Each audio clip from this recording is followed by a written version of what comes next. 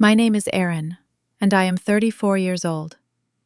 For most of my life, my family treated silence as proof that I had nothing worth defending. Last Saturday, they forced me to pay for my brother's wedding alterations. Jason stood in front of his groomsmen and laughed, telling them I was a jobless failure who lived off our parents. I handed over my credit card and said nothing. He did not know what my years away from Chicago had required, what the scar beneath my sleeve represented, or why one decorated Army Ranger would recognize it instantly. Within an hour, the billionaire executive Jason had spent 2 years trying to impress would enter the boutique, walk past his outstretched hand, and salute me.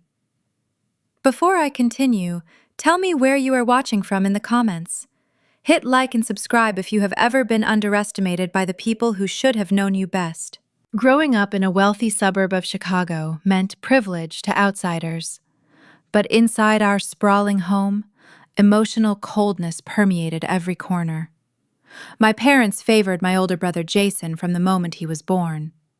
Jason is 36 years old now, but he acts exactly the same as he did when we were children. He was always the golden boy, the one whose mediocre achievements were celebrated with lavish parties, while my academic and physical accomplishments were completely ignored. If I won a track meet, my mother would complain about the dirt on my shoes. If Jason managed to pass a basic math class, my father would buy him a new car. The family dynamic was a fortress of expectations I could never quite meet, mostly because the rules were designed for me to fail. The air inside the high-end menswear boutique in downtown Chicago smelled heavily of expensive leather and rich cologne. It was a Tuesday afternoon, and the shop was quiet except for the loud, booming voice of my brother. Jason was standing on a circular pedestal in the center of the room, admiring his reflection in the tall mirrors. He was wearing a custom 3-piece tuxedo for his upcoming wedding. 4 of his groomsmen lounged on plush velvet sofas nearby, sipping complimentary whiskey provided by the boutique staff. I stood quietly at the polished glass register, holding my credit card in my hand. The total on the screen read $2,400. This was the cost of the final alterations for Jason and his entire bridal party. I was paying for it not out of the goodness of my heart, but because my parents had demanded it. They claimed I owed the family for my supposed failures. Jason adjusted his cuffs and flashed a brilliant, arrogant smile at his reflection. Then he turned his attention to his friends, making sure his voice carried across the quiet store. He pointed a finger in my direction. "Do not mind her," he told his groomsmen with a loud sneer. "She lives off our parents. She cannot hold a job to save her life. Mom and Dad are making her pay for our alterations as rent for freeloading in our grandfather's old house. It is the least she can do to contribute to society." Laughter erupted from the velvet sofas. The groomsmen chuckled, swirling their drinks and casting amused glances my way. Even the boutique tailor, an older man with a measuring tape draped over his neck, looked down at the floor to hide his uncomfortable smile. I felt the familiar burning sensation of public humiliation, but I kept my face perfectly still. I did not break eye contact with the cashier, a young woman who looked at me with deep, agonizing pity. I hated that pity. It was the same look I received from relatives at Thanksgiving dinners and holiday gatherings whenever Jason or my parents decided to make me the punchline of their jokes. For over a decade, I had been the designated scapegoat of the family. When I dropped out of university to join the military, my parents told everyone I was a lost cause. They hid my service from their country club friends because it did not fit their polished corporate image. When I returned from deployments and struggled quietly with the transition to civilian life, they offered no support. Jason, meanwhile, moved directly into our father's logistics company and received a senior title he had never earned. He spent his days playing golf, entertaining clients, and spending company money, while I rebuilt my life far from their attention. I kept my work private because privacy had once kept people alive, and because my family's approval had stopped being useful to me. To them, I remained Erin, the jobless disappointment, occupying our late grandfather's house, available whenever they needed someone to blame or humiliate. They also assumed Thomas still controlled grandfather's house. I never corrected them. Years earlier, I had seen enough irregular notices and urgent bank correspondence to understand that the property's history was not as simple as my father claimed. I preserved every document and kept the matter private, hoping the truth would never need to become a weapon inside the family. My silence was meant to protect grandfather's legacy and prevent another public collapse. Instead, Thomas treated it as proof that his authority could never be challenged, and Jason became bolder every time I refused to expose what I knew. "Look at her," Jason continued, completely oblivious to his own pathetic nature. "She cannot even afford a decent outfit to wear to my wedding. I bet she is going to show up in some cheap dress from a thrift store.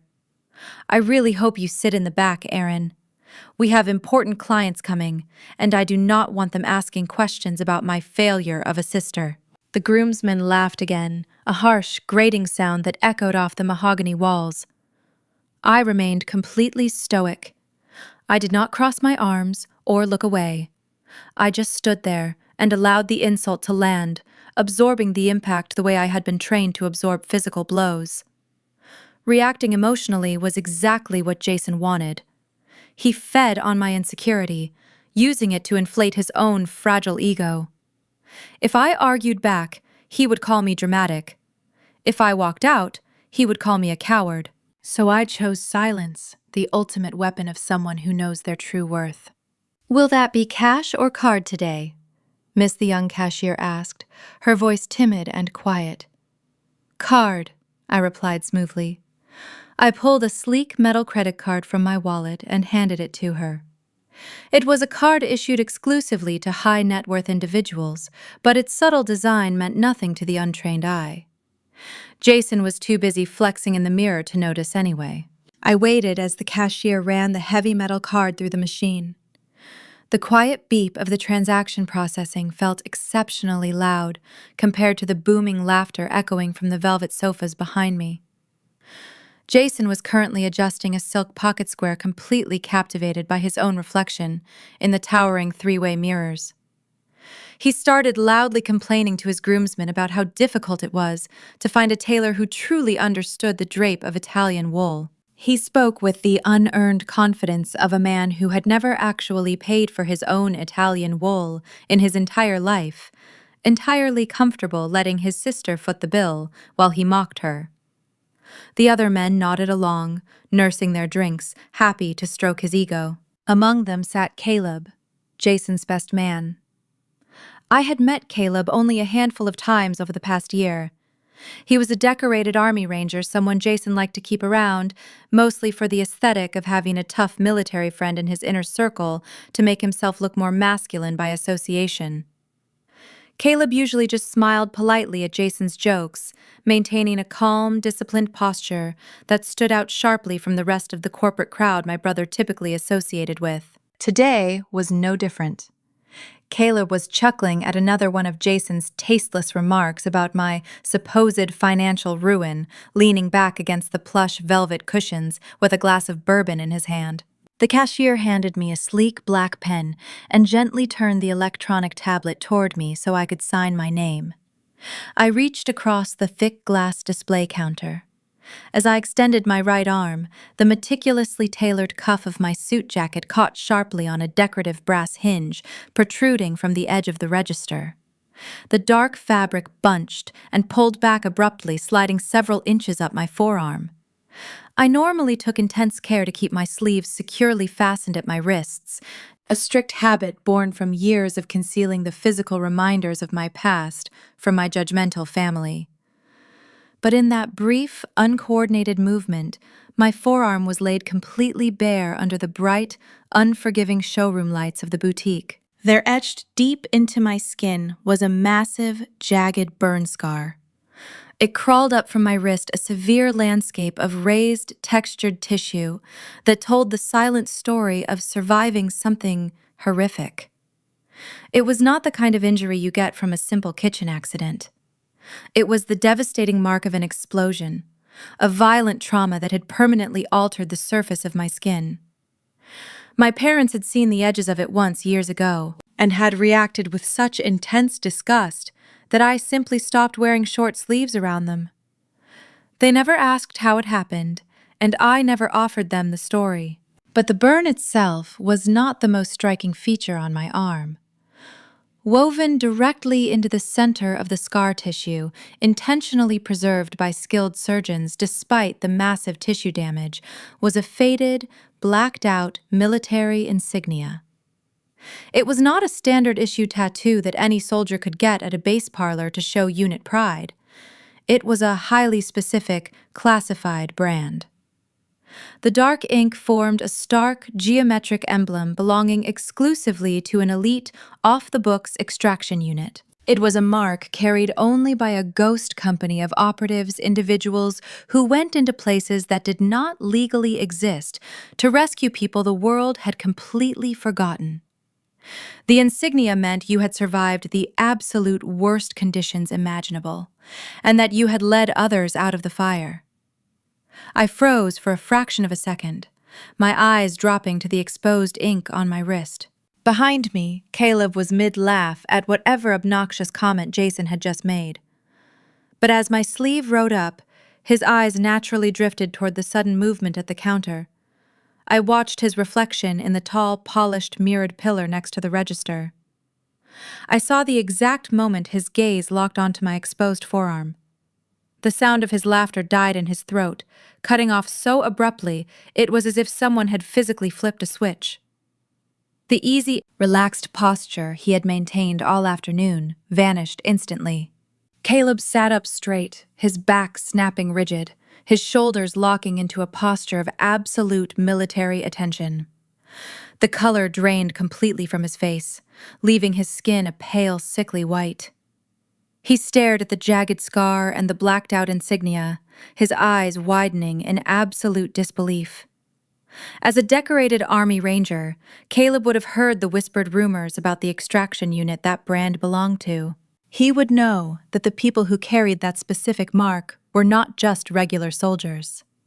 They were Legends phantoms who operated at a level of tactical superiority that standard military branches only dreamed of. Seeing that emblem on the forearm of his best friend's supposedly jobless freeloading sister was completely shattering his understanding of reality. He looked away from my arm and slowly raised his eyes to meet my gaze in the mirror. I did not quickly pull my sleeve down or panic. I did not try to hide the scar. I simply finished signing my name on the digital screen, keeping my movements deliberate and calm. Then I turned my head slightly, meeting Caleb's terrified, awe-struck stare through the reflection in the glass. I offered no smile, no verbal explanation to soften the shock. I just looked at him and gave him a single, imperceptible nod. The mixture of shock and profound reverence in his expression was palpable. A heavy weight that seemed to suck the oxygen right out of his corner of the room. His mouth opened slightly, but no words came out. He was looking at me as if he had just seen a ghost, or perhaps a commanding officer he never in his wildest dreams expected to encounter in a civilian tailor shop in downtown Chicago. He understood instantly that the narrative my family had spun about me was not just a lie, but a spectacularly dangerous one. He was sitting in a room with a woman who had orchestrated high-stakes extractions, who had seen more combat and commanded more authority than he could fully comprehend, all while her brother paraded around in a tuxedo, calling her a miserable failure. The stark contrast between Caleb's sudden, overwhelming awe and Jason's oblivious arrogance hung heavy in the air. Jason was still talking, still complaining about the stitching on his vest, completely unaware that the dynamic of the room had just fundamentally shifted beneath his feet. He was so completely absorbed in his own vanity that he did not notice his best man having a quiet, internal breakdown on the sofa behind him. Without saying a single word to Jason or to the other groomsmen who were still casually nursing their whiskey, Caleb stood up. His movements were shaky, uncoordinated, completely lacking his usual ranger grace. He looked like a man who had just touched a live wire and was struggling to remain on his feet. He reached into the inner pocket of his suit jacket and pulled out his cell phone. His hands were trembling so visibly that he nearly dropped the expensive device onto the plush carpet. "Hey, where are you going?" Jason called out, finally noticing that his best man had stood up and ruined the aesthetic of his captive audience. "I was just getting to the best part of the story about the bachelor party logistics. Come back here and listen." Caleb completely ignored him. He did not even glance in Jason's direction to offer a polite excuse. His eyes remained fixed on the floor as he hastily punched a number into his phone, gripping the device like a lifeline. He turned his back on the very confused group of groomsmen and walked quickly toward the rear of the boutique, heading for the privacy of the fitting room corridor. He needed to make a call, and he needed to do it immediately. I knew exactly what was happening in his mind right now. He was reeling from the shock, trying to process the sheer magnitude of the secret he had just uncovered right in front of his eyes. Jason stared at the empty hallway where Caleb had just disappeared, scowling in pure annoyance. He hated when the spotlight shifted away from him. Letting out a theatrical sigh, he waved his hand dismissively at the remaining groomsmen, who exchanged confused glances on the sofas. "Do not mind him," Jason said, adjusting the lapels of his custom tuxedo jacket. "You know how those military guys get. Probably just some post-deployment anxiety. He has been acting jumpy all month. Anyway, as I was saying, the logistics for the bachelor party need to be absolutely flawless. We are flying first class to Miami, and I expect everyone to keep up." The 3 remaining groomsmen quickly nodded, raising their glasses of bourbon. They were exactly the kind of men Jason preferred to surround himself with. Corporate climbers, living vicariously through his inherited wealth. They validated his inflated sense of self-worth, because being close to him meant gaining access to expensive dinners and trips funded entirely by our father's company credit card. Jason turned his attention back to the mirrors, critically examining the break of his trousers over his polished shoes. The older tailor knelt beside him, silently pinning the hem with trembling fingers, clearly desperate to finish the job and get my family out of his boutique. "Make sure the break is clean," Jason ordered. "I am stepping into the role of Chief Executive Officer next month, and I need to look the part. You are looking at the man who is about to finalize the biggest contract in the history of Chicago logistics. I cannot have messy cuffs when I sign the paperwork." One of the groomsmen leaned forward on the sofa. "Is the Vanguard Global merger officially happening then?" he asked, his voice dripping with eagerness. "I thought they were notoriously difficult to secure." Jason puffed out his chest, his posture radiating unearned triumph. "It is as good as done," he bragged, checking his reflection from another angle. "Vanguard Global is the absolute pinnacle of defense contracting, handling multi-billion-dollar supply chains globally. Nobody gets a meeting with their board unless they are the best. Our father tried for 5 years with zero success. I took over negotiations, and within 6 months, I have them ready to merge. After my final meeting next week, we are looking at a 9-figure valuation." The groomsmen murmured in agreement. I stood quietly and listened to Jason construct his elaborate fantasy.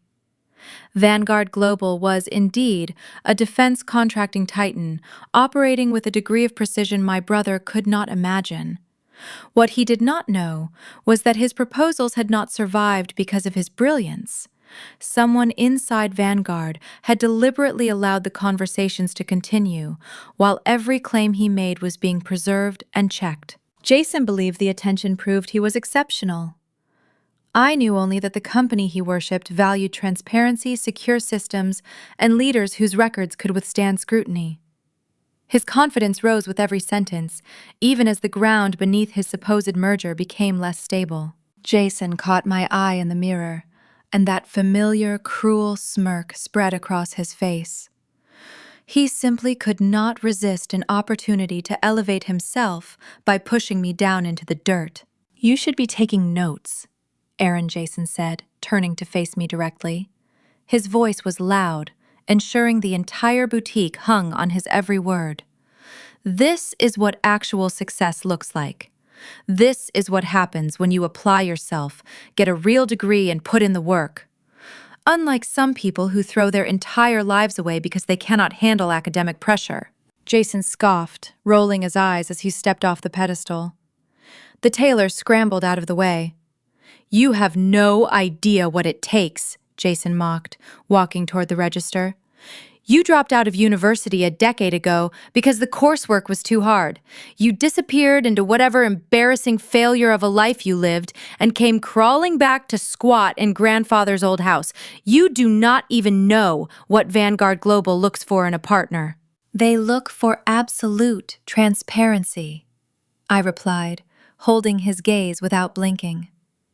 "They look for flawless logistical execution, secure supply lines, and leaders who do not embezzle funds to pay for their personal luxury expenses. They have a zero-tolerance policy for financial rot." The boutique grew unnervingly quiet. The groomsmen stopped swirling their bourbon, while the tailor pretended to organize a nearby rack of ties. For a fraction of a second, a flicker of panic crossed Jason's face. His eyes darted to the side, processing the targeted nature of my words. He knew he was bleeding money from our father's company. He knew his financial records were a disaster. However, his arrogance quickly swallowed the panic, replacing it with defensive mockery. "Listen to her," Jason laughed. "She reads a few business articles and suddenly she is a corporate expert. Vanguard Global does not care about your little buzzwords. They care about scale and market dominance, things you will never understand while you fetch coffee for whatever minimum wage job you pretend to have.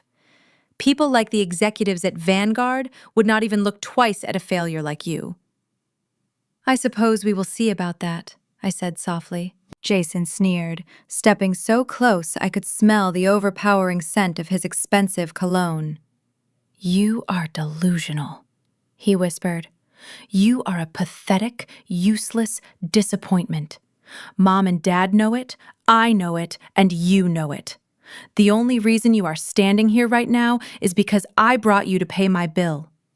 Enjoy sitting alone at my wedding reception, assuming I even let you pass the front door." I did not flinch. I looked into my brother's eyes and allowed a small, cold smile to touch the corners of my mouth. His ignorance was almost difficult to comprehend.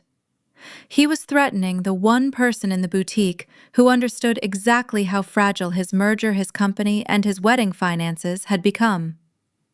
He mistook my silence for helplessness because he had never imagined that information could be more powerful than volume. "Your wedding will certainly be an unforgettable event," I told him, keeping my voice perfectly level. "I would not miss it for the world." Jason stared at me, unsettled by my complete lack of emotional reaction. He was used to me walking away in quiet defeat. He was not used to me holding my ground with absolute calculating certainty. He opened his mouth to deliver another insult, ready to escalate the public humiliation. But he was interrupted by the sound of rapid, heavy footsteps approaching from the rear corridor. We both turned to see Caleb emerging from the back hallway. The Army Ranger looked completely different than he had 10 minutes ago. He was sweating, his chest heaving slightly, and his hands were clenched tightly at his sides. He walked straight past the velvet sofas, ignoring the questioning looks from the other groomsmen, stopping a few feet away from where Jason and I were standing. "Everything okay, man?" Jason asked, his annoyance returning as the attention shifted back to his friend. "Who were you talking to on the phone for so long? We have to finish these fittings and get to the steakhouse for our reservation." Caleb did not answer Jason.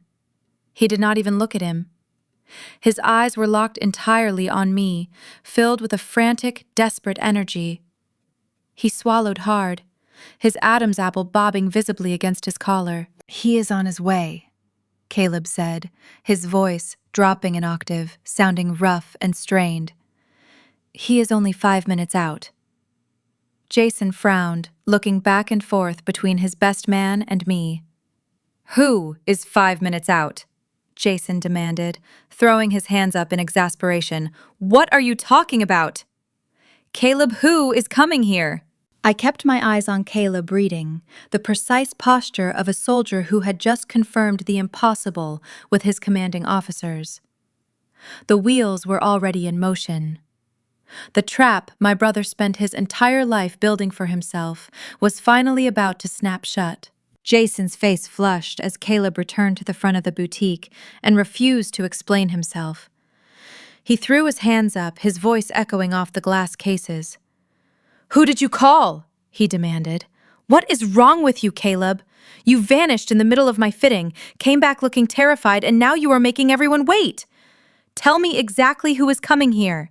Caleb did not blink. He kept his eyes locked on the floor, his broad shoulders rising and falling with deep, unsteady breaths. He swallowed hard, his hands still trembling slightly as he lowered his phone. "My boss," Caleb muttered, his voice barely rising above a hoarse whisper. His tone was shaking, completely stripped of its usual quiet confidence. "My boss is coming." Jason let out a loud, mocking groan and rolled his eyes toward the ceiling. He turned back to the 3 groomsmen sitting on the velvet sofas, throwing his arms out as if to ask them to witness this ridiculous behavior. "Your boss," Jason scoffed, his voice dripping with condescension. "You are making us wait around in a tailor shop for your boss. We have reservations at a premium steakhouse in less than an hour, and I am not missing my table because you decided to have a panic attack. Tell your boss to meet us at the restaurant. I am not waiting here." Caleb did not respond. He simply stepped backward, putting a few feet of distance between himself and my brother, and assumed a rigid parade rest near the front window of the store. He stared out onto the busy Chicago street, ignoring Jason completely. The next 30 minutes were nothing short of agonizing for everyone in the room, except for me. I stood perfectly still behind the glass register, watching the tension slowly suffocate the boutique. The tailor hastily finished pinning Jason's trousers and practically ran into the back room, desperate to escape the heavy, uncomfortable atmosphere. The remaining groomsmen shifted awkwardly on the velvet cushions, their earlier jovial mood completely evaporated. They nursed their drinks in silence, occasionally casting confused, nervous glances at Caleb, who remained planted by the window like a stone statue. Jason, however, refused to read the room. His arrogance was a thick armor that prevented him from sensing the impending disaster. He spent the entire half-hour pacing back and forth in front of the mirrors, preening, adjusting his cuffs, and continuing to boast about his upcoming merger. Every few minutes, he would shoot a venomous glare in my direction, muttering insults about how I was wasting his valuable time. I did not offer a single word in response. I simply waited, my breathing slow and measured. The trap was set, and the prey was happily dancing right in the center of it. Finally, the heavy glass door of the boutique chimed. The sound was sharp and clear, slicing through the tense silence of the room. Every head turned toward the entrance. It was not a confused customer or a returning employee who stepped over the threshold. It was a man who commanded absolute authority the moment his expensive leather shoes touched the carpet. He was tall, impeccably dressed, in a tailored charcoal suit that radiated quiet, devastating wealth. His silver hair was neatly styled, and his sharp, piercing blue eyes scanned the room with the calculated precision of a predator assessing its territory. This was Griffin, the billionaire chief operating officer of Vanguard Global. He was the very man my brother had spent the last 2 years desperately trying to woo, the elusive executive who held the fate of our father's failing logistics firm in the palm of his hand. Jason gasped audibly. The sheer, overwhelming shock of seeing his corporate idol walking into a random tailor shop in downtown Chicago temporarily short-circuited his brain. But his naked, grasping ambition quickly took over.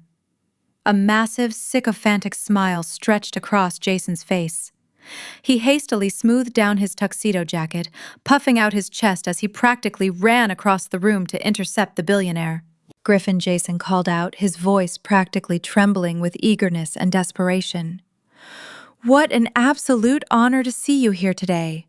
I am Jason, the future Chief Executive Officer of our family logistics firm. We have that major merger meeting scheduled for next week. I cannot believe you are here. Please, let me shake your hand. Jason extended his right hand, stepping directly into Griffin's path, ready to demonstrate his firm, commanding handshake. He was visibly vibrating with the excitement of this perceived networking opportunity. Griffin did not slow his pace. He did not blink, and he certainly did not smile. He looked at Jason with the kind of blank, chilling indifference one might reserve for a smudge of dirt on a window pane. Without breaking his stride, Griffin walked straight past my brother. He completely ignored Jason's outstretched hand, brushing past the arrogant groom as if he were entirely invisible. Jason froze his hand hanging awkwardly in the empty air, his sycophantic smile crumbling into an expression of utter, humiliating bewilderment. Griffin stopped just 2 feet in front of me. The entire boutique was dead silent. The groomsmen on the sofas held their breath. Caleb remained standing at attention by the window. Jason stared, his mouth slightly open, utterly paralyzed by the scene unfolding before him. Griffin looked at me, his piercing blue eyes traveling over my face, taking in my plain suit and the quiet stoicism I had maintained all afternoon. Then the billionaire chief operating officer of Vanguard Global did something that made the floor drop out from beneath my brother's feet. Griffin snapped his right arm up, delivering a flawless, razor-sharp military salute. He held it there for 3 full seconds, a gesture of absolute, undeniable respect and submission to a superior officer. I slowly returned a salute, acknowledging him. Only then did Griffin lower his arm. A wide, genuine smile broke across his usually stern face. He stepped forward, reaching across the glass counter, and pulled me into a fierce, tight embrace. "You disappeared on us, Commander," Griffin said, his deep voice thick with relief and profound admiration. "The entire unit has been looking for you. It is damn good to have you back." When we finally pulled apart, the silence in the boutique was deafening. I looked past Griffin's shoulder and locked eyes with my brother. Jason was standing in the middle of the floor, his arms hanging limply at his sides. The color had completely vanished from his face, leaving him looking like a hollow, terrified shell of the man who had just been bragging about his wealth and power. The golden child's perfect, carefully constructed world was beginning to fracture, and the sound was beautiful. Griffin stepped back from our embrace, keeping one heavy hand firmly on my shoulder. He finally turned his attention back to Jason. The look of absolute disgust on Griffin's face was enough to make my brother physically shrink backward. Jason stood frozen in place, his mouth opening and closing as he desperately searched for any possible way to salvage the situation. He tried to force that arrogant smile back onto his face, but his lips just trembled. "Mr. Griffin," Jason stammered, his voice cracking horribly. "I had absolutely no idea she was a commander. I mean, my sister has always exaggerated her military service. We just thought she was doing clerical work. There must be some kind of massive misunderstanding here. If Vanguard Global is looking for a serious logistics partner, my firm is still the best option on the table." Griffin did not even dignify that pathetic rambling with a verbal response. He simply looked Jason up and down, taking in the ridiculous custom tuxedo and the desperate, sweaty panic radiating from every pore. Then Griffin turned his back on my brother, completely dismissing him as if he were nothing more than a minor inconvenience. "Are we ready to go?" Commander Griffin asked me, his tone shifting back to deep respect. "I am," I replied calmly. I picked up the receipt from the glass counter, ignoring the young cashier. I folded the heavy receipt carefully and slipped it into my jacket pocket. Without looking back at Jason or the silent groomsmen on the velvet sofas, I walked out of the boutique. Griffin walked beside me, and a moment later, I heard the hurried footsteps of Caleb following closely behind us, eager to leave the toxic atmosphere my brother had created. We left Jason standing alone on his tailoring pedestal, stewing in a puddle of his own profound humiliation. It was a spectacular exit, but I knew my family well enough to know that the fallout was far from over. My parents had spent their entire lives protecting Jason from the consequences of his actions. A bruised ego of this magnitude would require an immediate, aggressive cover-up. That cover-up began less than 24 hours later. The following evening was the official wedding rehearsal dinner. It was held at an incredibly upscale private dining club overlooking the Chicago River. The huge dining room was dripping with excessive wealth, featuring massive floral centerpieces, crystal chandeliers, and an open bar serving premium champagne. It was exactly the kind of lavish, over-the-top event my parents loved to host, a desperate attempt to project an image of untouchable success to our extended family and Jason's future in-laws. I arrived exactly on time, wearing a tailored black dress that was elegant but understated. I had no intention of drawing attention to myself. I simply wanted to observe. As I walked into the crowded room, I could immediately feel the shifting currents of tension. The extended family aunts, uncles, and cousins, who only saw us a few times a year, were gathered in small groups, whispering quietly. I found my assigned seat at a small, dimly lit table in the very back of the room, positioned as far away from the bridal party as physically possible. It was the designated outcast table, meant to keep me out of the official photographs. I sat down quietly and watched the room. Jason was standing near the front bar, holding a glass of scotch. His posture was rigid, and his smile looked brittle and forced. His bruised ego was palpable, radiating off him in angry, defensive waves. He was speaking loudly to anyone who would listen, bragging aggressively about his future as a chief executive officer and the massive wealth he was about to bring into the family. But there was a frantic, desperate edge to his voice that had not been there yesterday. He was trying to convince himself just as much as he was trying to convince the guests. My parents, Thomas and Barbara, were operating in full damage control mode. They were circling the room like sharks, moving smoothly from group to group, actively working to neutralize any rumors that might have leaked from the boutique.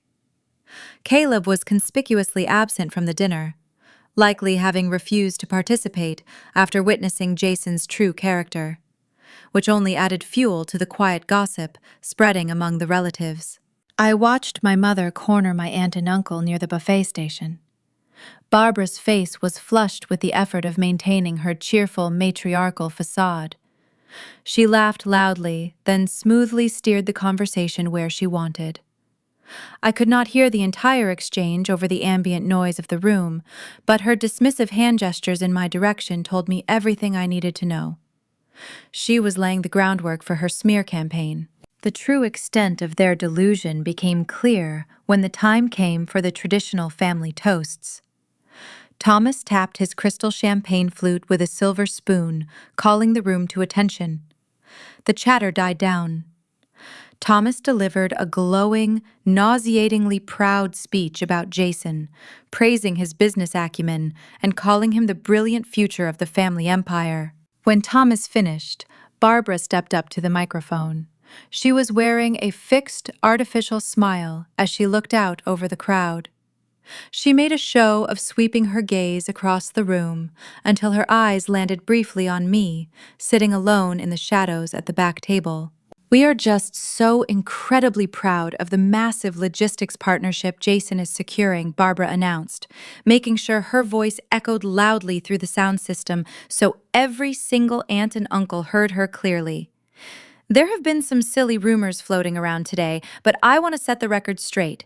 Our Jason is the one doing the real heavy lifting." She paused, letting out a condescending little laugh as she pointed a manicured finger in my general direction. "Do not let anyone tell you otherwise," Barbara continued, her tone dripping with toxic sweetness. Erin is just a low-level assistant for Vanguard Global. She is certainly not negotiating any mergers. She probably fetched coffee for Mr. Griffin years ago, and he was just being polite yesterday by saying hello to her. Jason is the one securing the actual partnership. He is the mastermind of this entire deal, the family murmured, in understanding, nodding to my mother's fiction. They readily accepted the comfortable, familiar lie that Jason was the brilliant savior and I was the insignificant failure. It was easier to believe I was a secretary than accept I held real power. I sat quietly at the back table, taking a slow sip of my sparkling water. I did not stand up to defend myself. I did not shout to correct her. I simply sat there in the shadows and watched my family construct this desperate, pathetic illusion to protect their precious golden child. They were building a house of cards on top of a massive sinkhole, completely oblivious to the fact that I was the one holding the match that would burn it all down. The applause for my mother rippled through the elegant dining room, a polite, practiced sound washing over the tables. Barbara smiled radiantly, soaking in the validation, before gracefully stepping back to allow my father his turn at the microphone.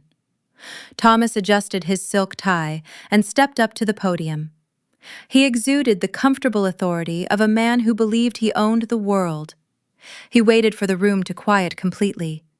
The crystal chandeliers cast a warm glow over his silver hair, making him look every bit the distinguished patriarch he pretended to be.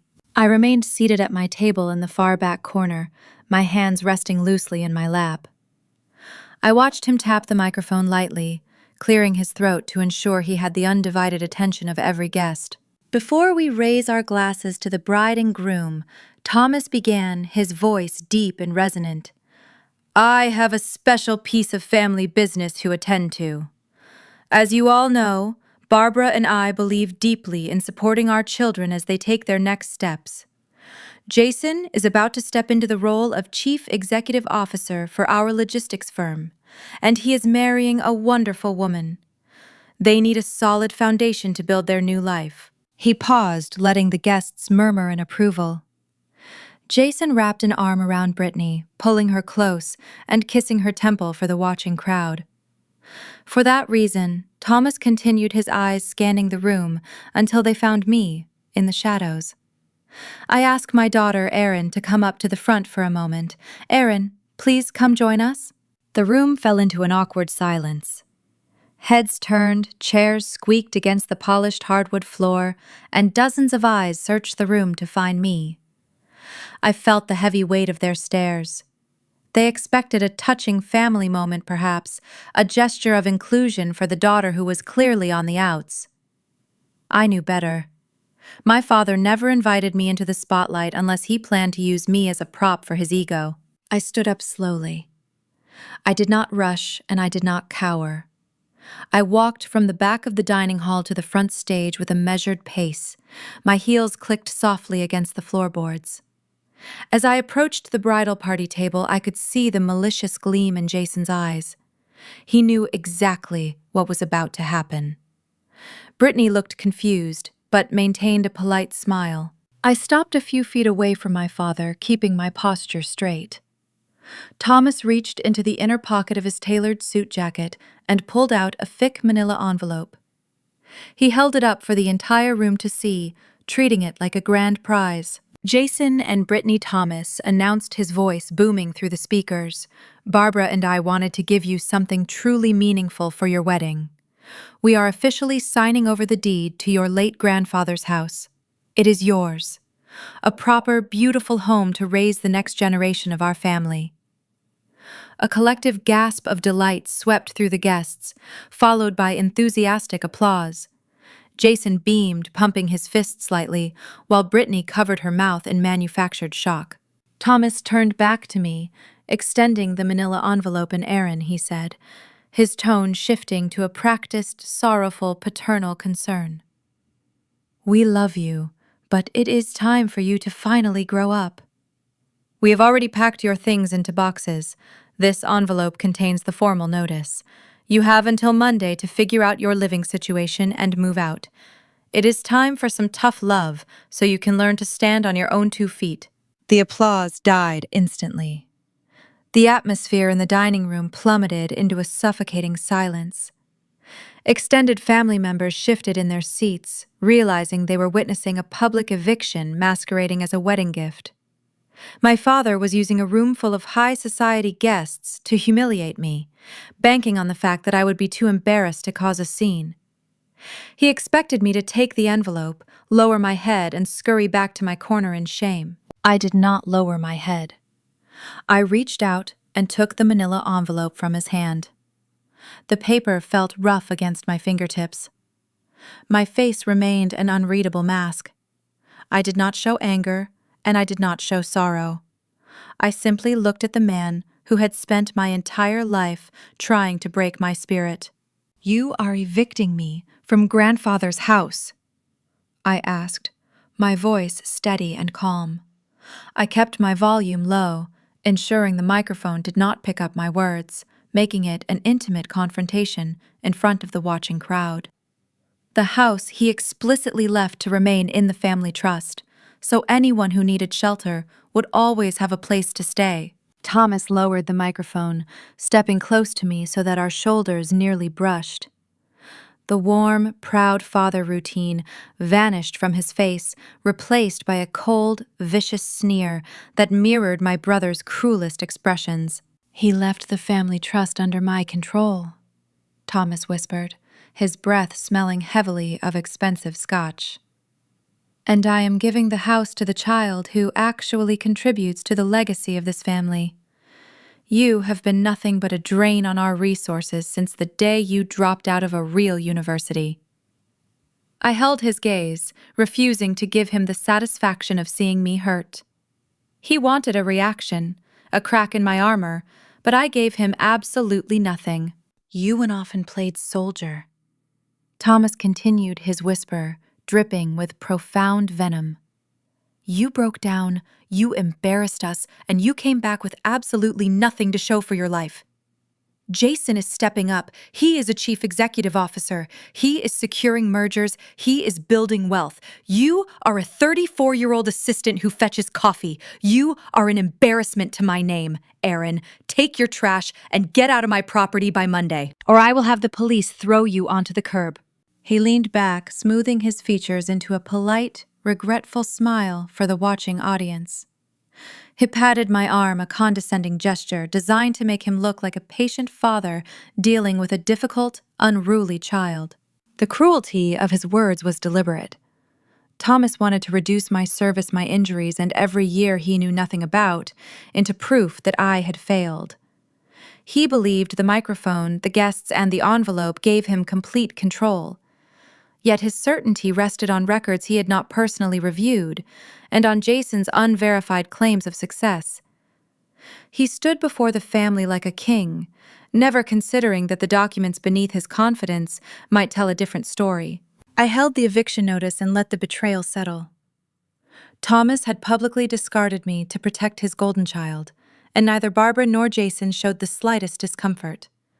They had drawn the final line themselves. For years I had chosen restraint, because exposing the truth would damage people who still called themselves my family. That evening I finally understood that restraint had not protected them. It had only protected them from consequences. I looked down at the envelope in my hands. Thomas had expected the paper to feel like a weapon. He wanted the room to see me holding proof that he still controlled where I slept, how I lived, and whether I belonged to the family at all.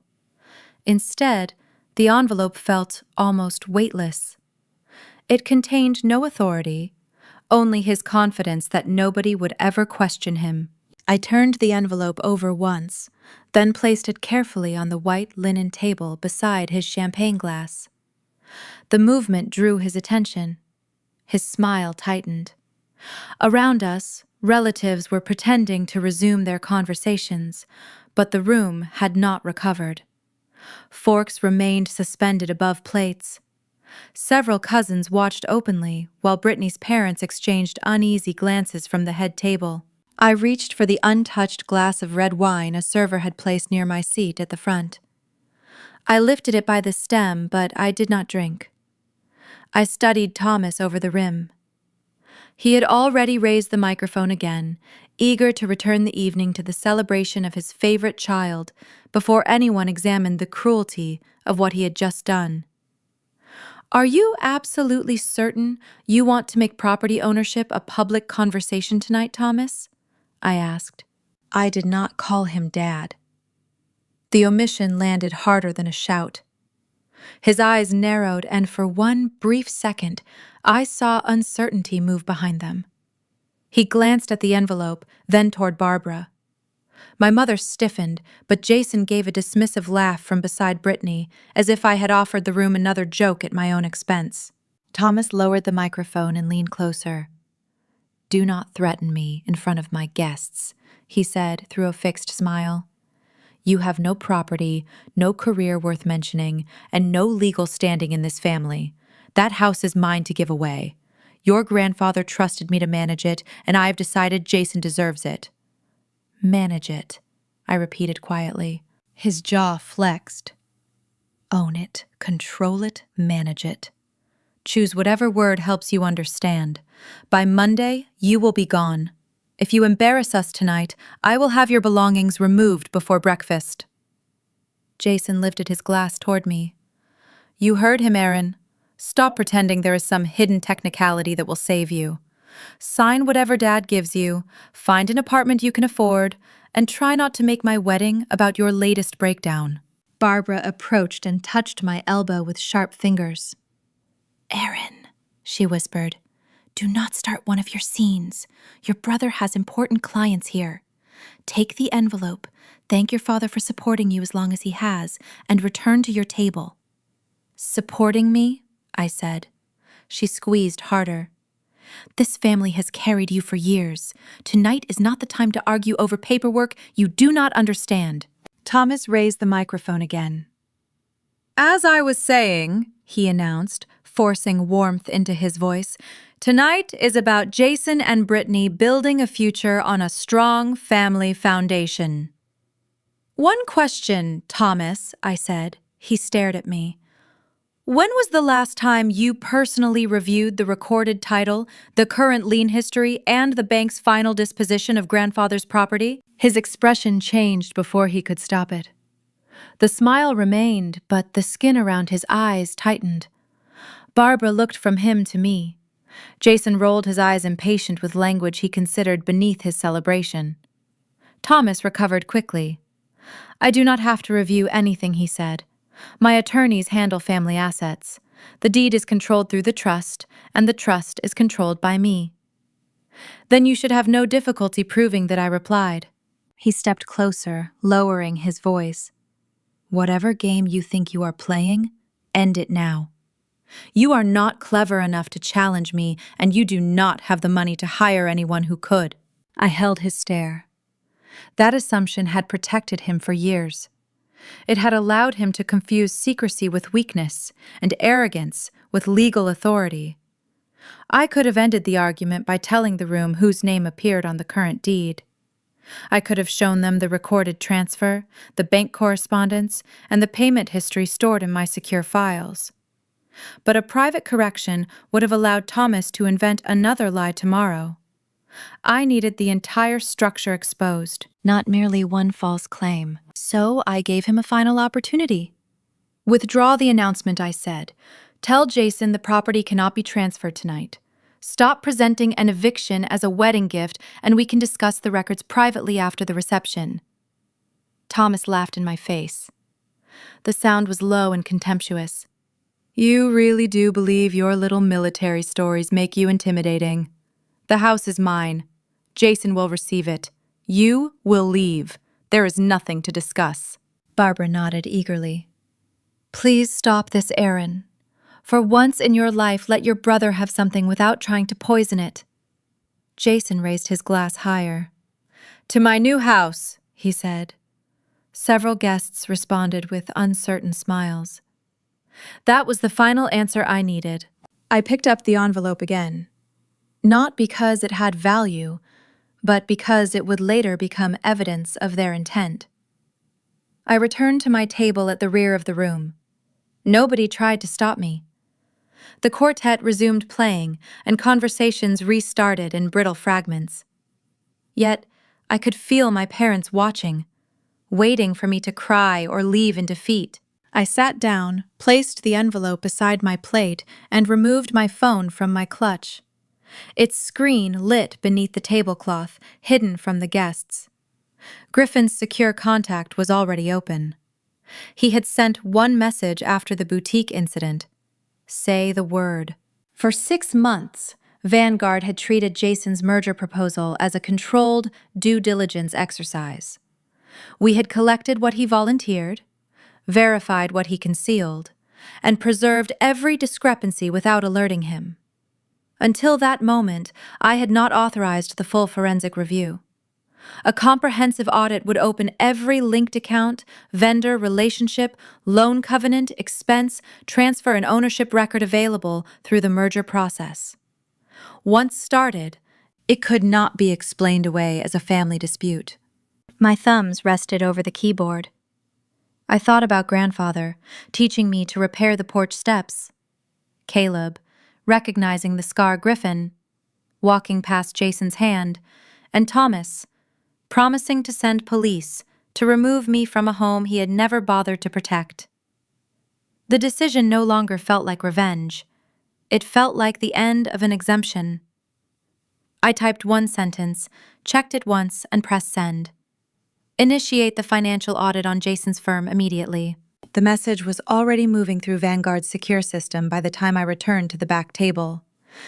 I waited until the formal toasts ended, left the untouched dessert behind, and slipped through the rear doors into the cold Chicago night. A black sport utility vehicle waited at the curb. The rear door opened as I approached, and I climbed inside, with the envelope resting on my lap. Thomas believed he had ended the argument.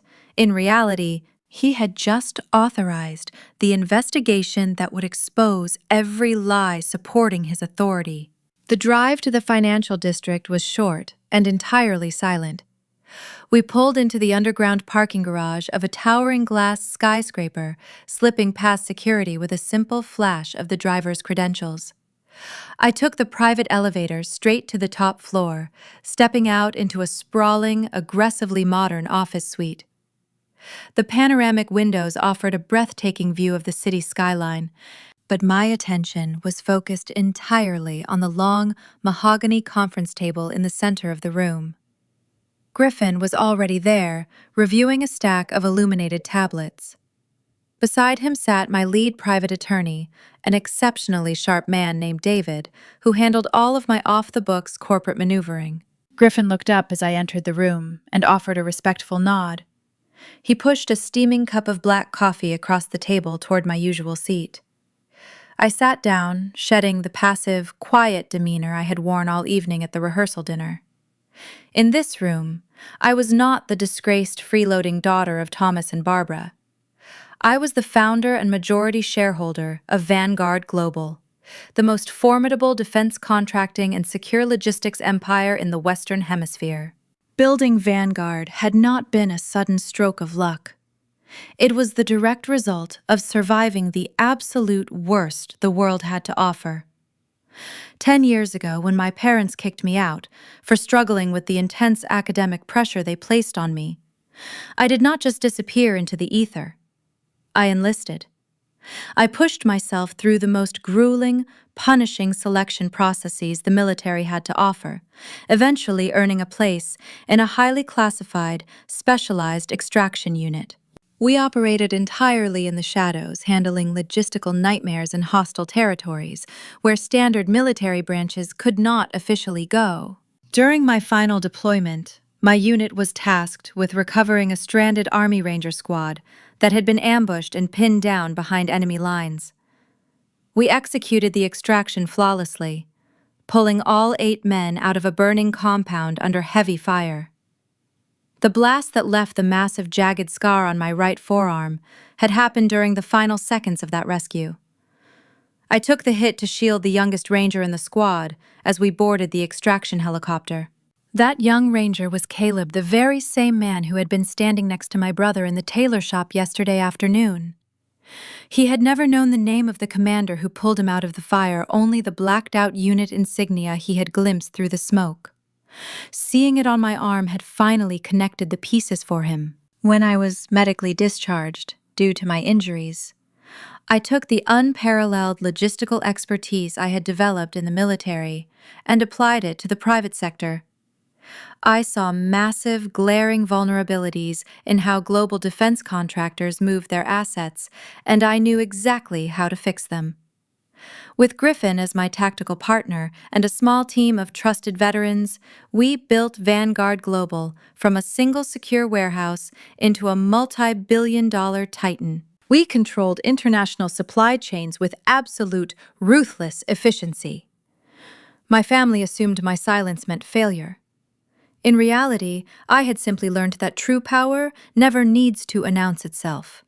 It was deeply, bitterly poetic that my brother had spent the last 2 years desperately trying to secure a partnership with my company. Jason's logistics firm was a regional player at best, but his massive, fragile ego demanded international prestige. He had bombarded Vanguard's lower-level executives with aggressive, arrogant emails, demanding meetings and promising unprecedented synergy. Normally, our screening department would have tossed his proposals straight into the trash. His company did not meet even our most basic operational standards. But when I saw his name cross my desk 6 months ago, I issued a direct, classified order to Griffin and the executive board. I told them to engage with him. I told them to string him along to nod at his ridiculous presentations and to make him believe a historic merger was entirely possible. I wanted to see exactly what kind of businessman my golden child brother had become when left to his own devices. I wanted to see if the firm my father had built and handed to Jason was actually successful. The Vanguard Audit Division was the most thorough, terrifyingly efficient financial investigation team on the planet.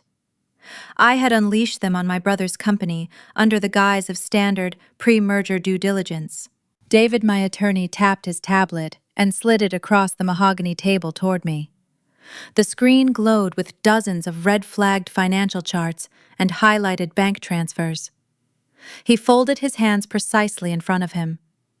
"The preliminary audit sweep is complete, Erin," David said, his voice calm and entirely devoid of emotion. "And frankly, the situation is far worse than we initially projected. His company is a complete shell." I took a slow sip of the black coffee Griffin had poured for me. I looked at the glowing screen, scanning the disastrous numbers that represented my family's beloved legacy. Everything they had built their egos upon was sitting right here in front of me, laid completely bare. The spreadsheets painted a picture of absolute, unmitigated greed. Jason had not been running a business. He had been running a personal slush fund, bleeding his own father's company dry to maintain the illusion of extreme wealth. Griffin leaned back in his leather chair, crossing his arms over his broad chest. "He has been faking his quarterly revenue reports for at least 3 years, Griffin stated quietly. "The numbers he submitted to our board were completely fabricated. He was banking entirely on Vanguard saving him before the massive financial holes finally dragged him under." I nodded slowly, swiping to the next page of the devastating financial audit. I had always known my older brother was incredibly arrogant, but I never actually imagined he was this spectacularly foolish. He had walked willingly into the waiting jaws of a hungry predator, completely unaware that the razor-sharp teeth belonged to the very same sister he loved to publicly humiliate. I stared at the glowing tablet, letting the sheer magnitude of my brother's financial incompetence settle over the quiet conference room. David tapped a sleek silver stylus against the edge of the mahogany table, drawing my attention back to the current crisis. "The most alarming part is not simply the embezzlement," David said, his sharp legal mind already calculating the fallout. "It is the brazen nature of his accounting. He has been moving corporate funds through unsecured offshore accounts to pay for his luxury car leases, his country club memberships, and most recently, the massive deposits required for his wedding tomorrow. He genuinely believed that securing a merger with Vanguard Global would provide a cash infusion large enough to cover his tracks before anyone noticed the missing capital. He thought he could merge a bleeding regional freight company into a Tier 1 defense contracting pipeline, Griffin said, shaking his head in absolute disgust. He treats logistics like a personal piggy bank. He has absolutely no concept of what we actually do. Jason viewed logistics as moving boxes from one zip code to another. He did not understand that for Vanguard Global, logistics was a matter of life and death. David swiped to a second file, and the display shifted from Jason's corporate accounts to a chain of property records. The house, he said, was the first proof that the family's financial rot had begun long before Jason started falsifying revenue. 5 years earlier, Thomas had borrowed heavily against grandfather's property to cover gambling losses. He had missed the repayment schedule, ignored 3 default notices, and allowed the bank to take control of the deed. The family trust language he quoted at dinner had not protected the house from his own signed mortgage documents. The screen showed the foreclosure timeline, the bank's internal sale notice, and the closing statement bearing my legal holding company's name. When the bank sold the property I had purchased it at, the outstanding balance cleared the lien and restored the title before an outside investor could acquire it. I had continued paying the taxes and insurance while allowing Thomas and Barbara to believe the trust still gave them authority. I had done it to preserve grandfather's home, not to protect their pride, but silence had allowed Thomas to rewrite the rescue as ownership. David opened another folder. There is no deed Thomas can transfer to Jason, he said. The eviction notice is legally meaningless. More importantly, his public announcement and Jason's attempt to remove your belongings established that both men were prepared to exercise control over property they had never verified. We will preserve the notice, the rehearsal dinner recording, and the security footage from the house. Then the audit returned to Jason. His company was not merely struggling, it was insolvent. Freight contracts had been pledged twice, payroll taxes were overdue, and vendor invoices had been rolled forward to conceal an expanding cash deficit. The $150,000 traced in the first completed criminal schedule had been diverted from operating accounts into wedding deposits, luxury transportation, jewelry, and country club charges. Additional questionable transactions existed, but David insisted that we distinguish confirmed evidence from amounts still under review. That distinction mattered. I did not need exaggerated accusations to destroy Jason. The verified records were enough. Thomas had gambled away his claim to grandfather's house. Jason had hollowed out the company he was supposed to inherit. Both men had survived by assuming the women around them would absorb the consequences in silence. Now the title history, bank transfers, vendor ledgers, and false merger submissions were aligned in one secure file. Their family mythology had finally become an auditable set of facts. David adjusted his glasses, pulling up another encrypted file on his tablet.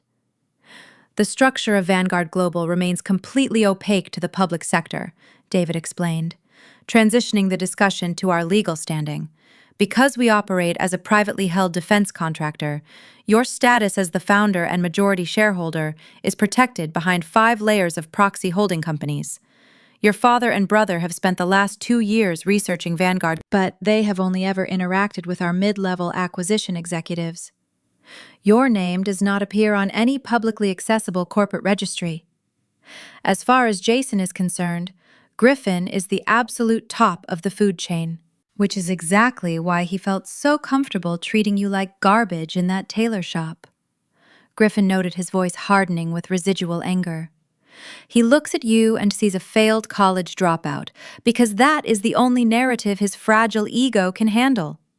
If he had even the slightest inkling that you were the ghost operating the machine he is begging for, he would have been on his knees.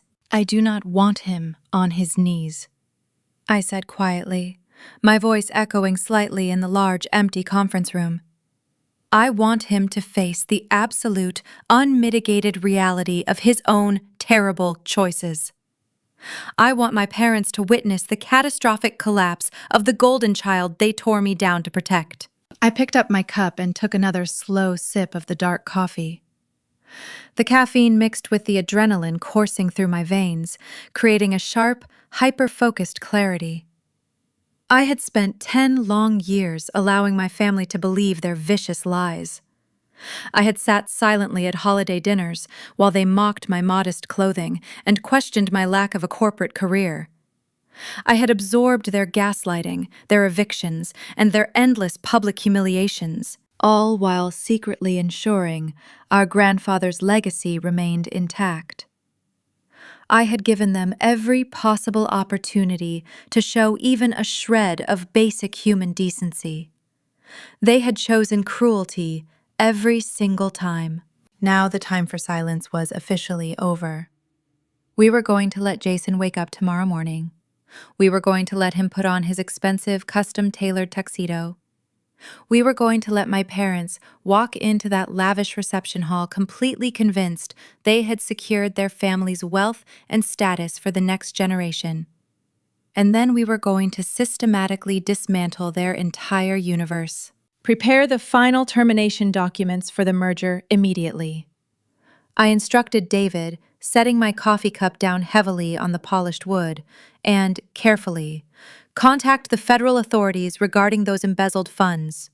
I want the official criminal investigation opened by the time the sun comes up tomorrow morning. The sky began to bleed into shades of pale violet and soft gold by the time I finally left the Vanguard Global offices. I had not slept a minute, but the adrenaline thrumming through my veins made me feel entirely awake. I took my private car back to my penthouse overlooking the river, a residence my family had no idea existed. The morning of my brother's meticulously planned, outrageously expensive wedding had officially arrived. I stepped out onto my balcony, breathing the crisp air.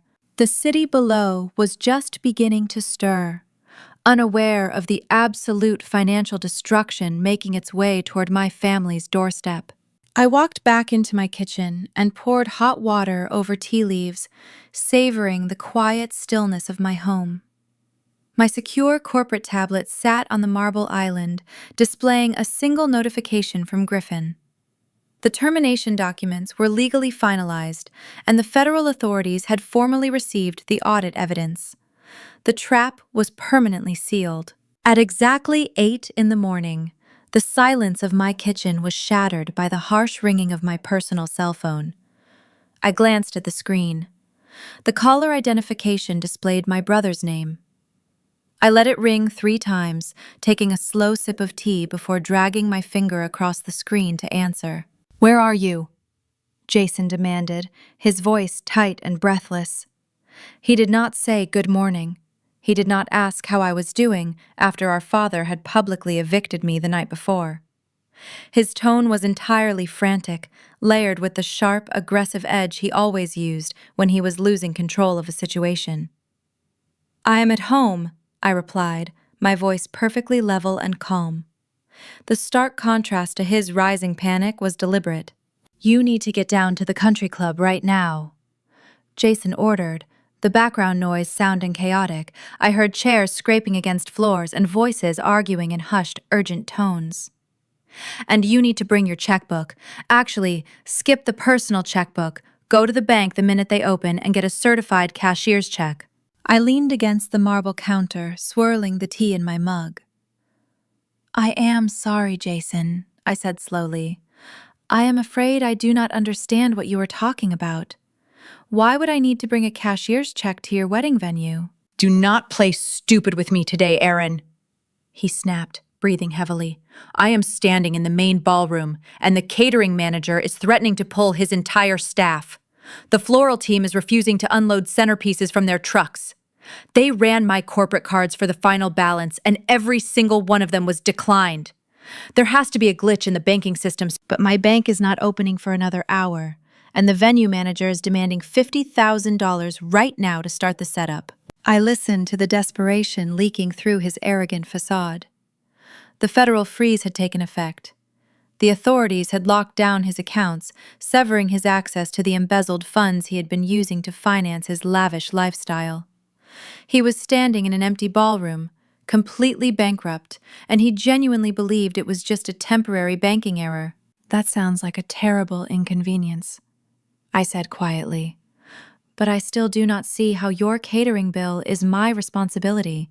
You are the chief executive officer of a massive firm, Jason. Surely you can access $50,000 without asking your sister for help." Because my accounts are frozen, you idiot! Jason yelled, finally losing his temper.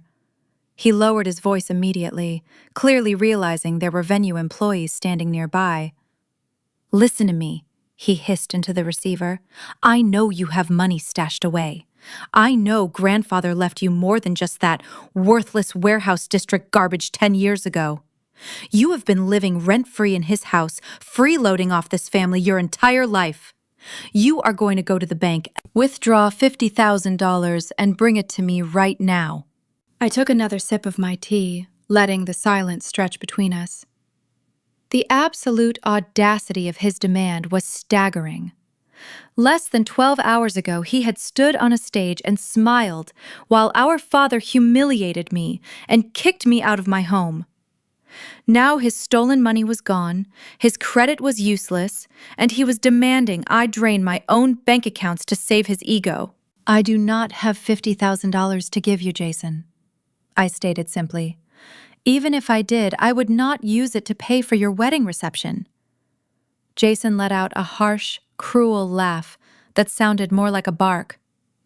"I was hoping you would say that," he sneered, the panic in his voice solidifying into something cold and malicious. "You think you can just sit back and watch my wedding fall apart? You think you are so much better than us because you play the quiet victim." I did not say a word, allowing him to dig his grave as deeply as he possibly could. "If you do not walk through the doors of this country club with a certified check in the next hour," Jason threatened, his voice dripping with venom, "I am going to make a special toast tonight. I am going to stand up in front of the extended family, all of Brittany's wealthy relatives, and all of our corporate partners. I am going to tell them exactly why Dad evicted you last night. I will tell them that you have been secretly siphoning money out of Grandfather's estate trust for years to fund your pathetic, unemployed lifestyle." I stared at the city skyline outside my window, absorbing the full weight of his extortion attempt. "I will tell them you are a thief," Erin Jason continued, completely unaware of the irony of his words. "I will tell them you stole from your own family. You think Dad humiliated you last night? By the time I am done speaking tonight, you will never be able to show your face in this city again. You will be completely destroyed.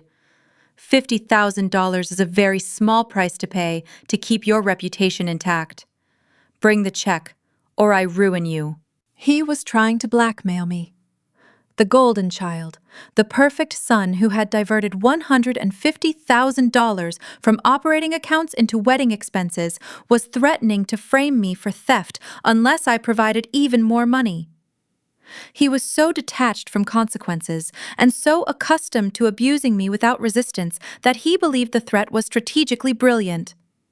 In reality, he had just described his extortion attempt on a recorded line, while the evidence of his confirmed embezzlement was already being prepared for federal investigators.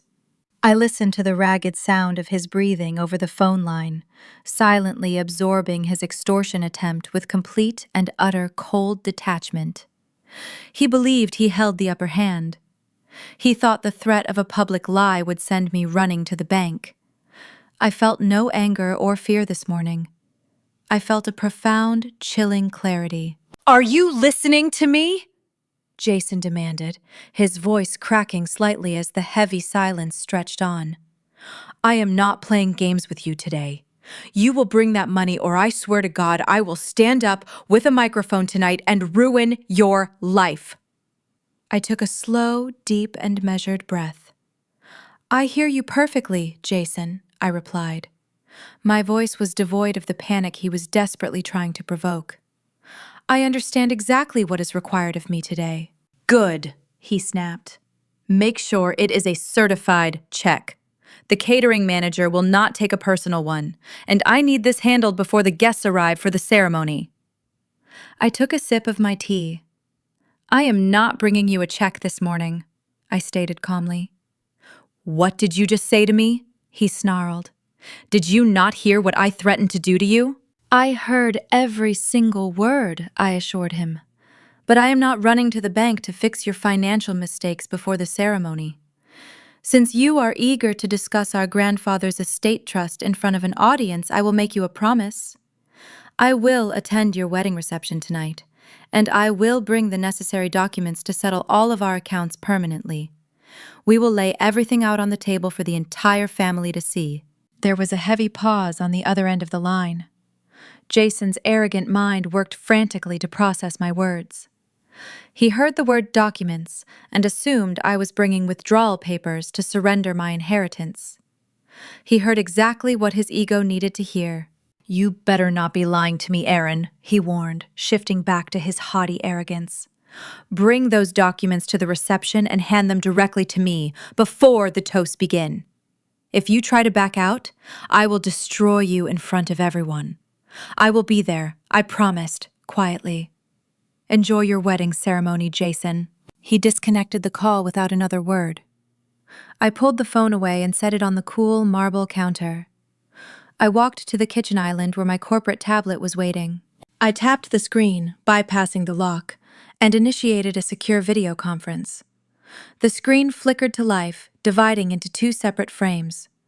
Griffin was sitting in his office at Vanguard Global headquarters. David, my lead attorney, appeared in the second frame, surrounded by towering stacks of files.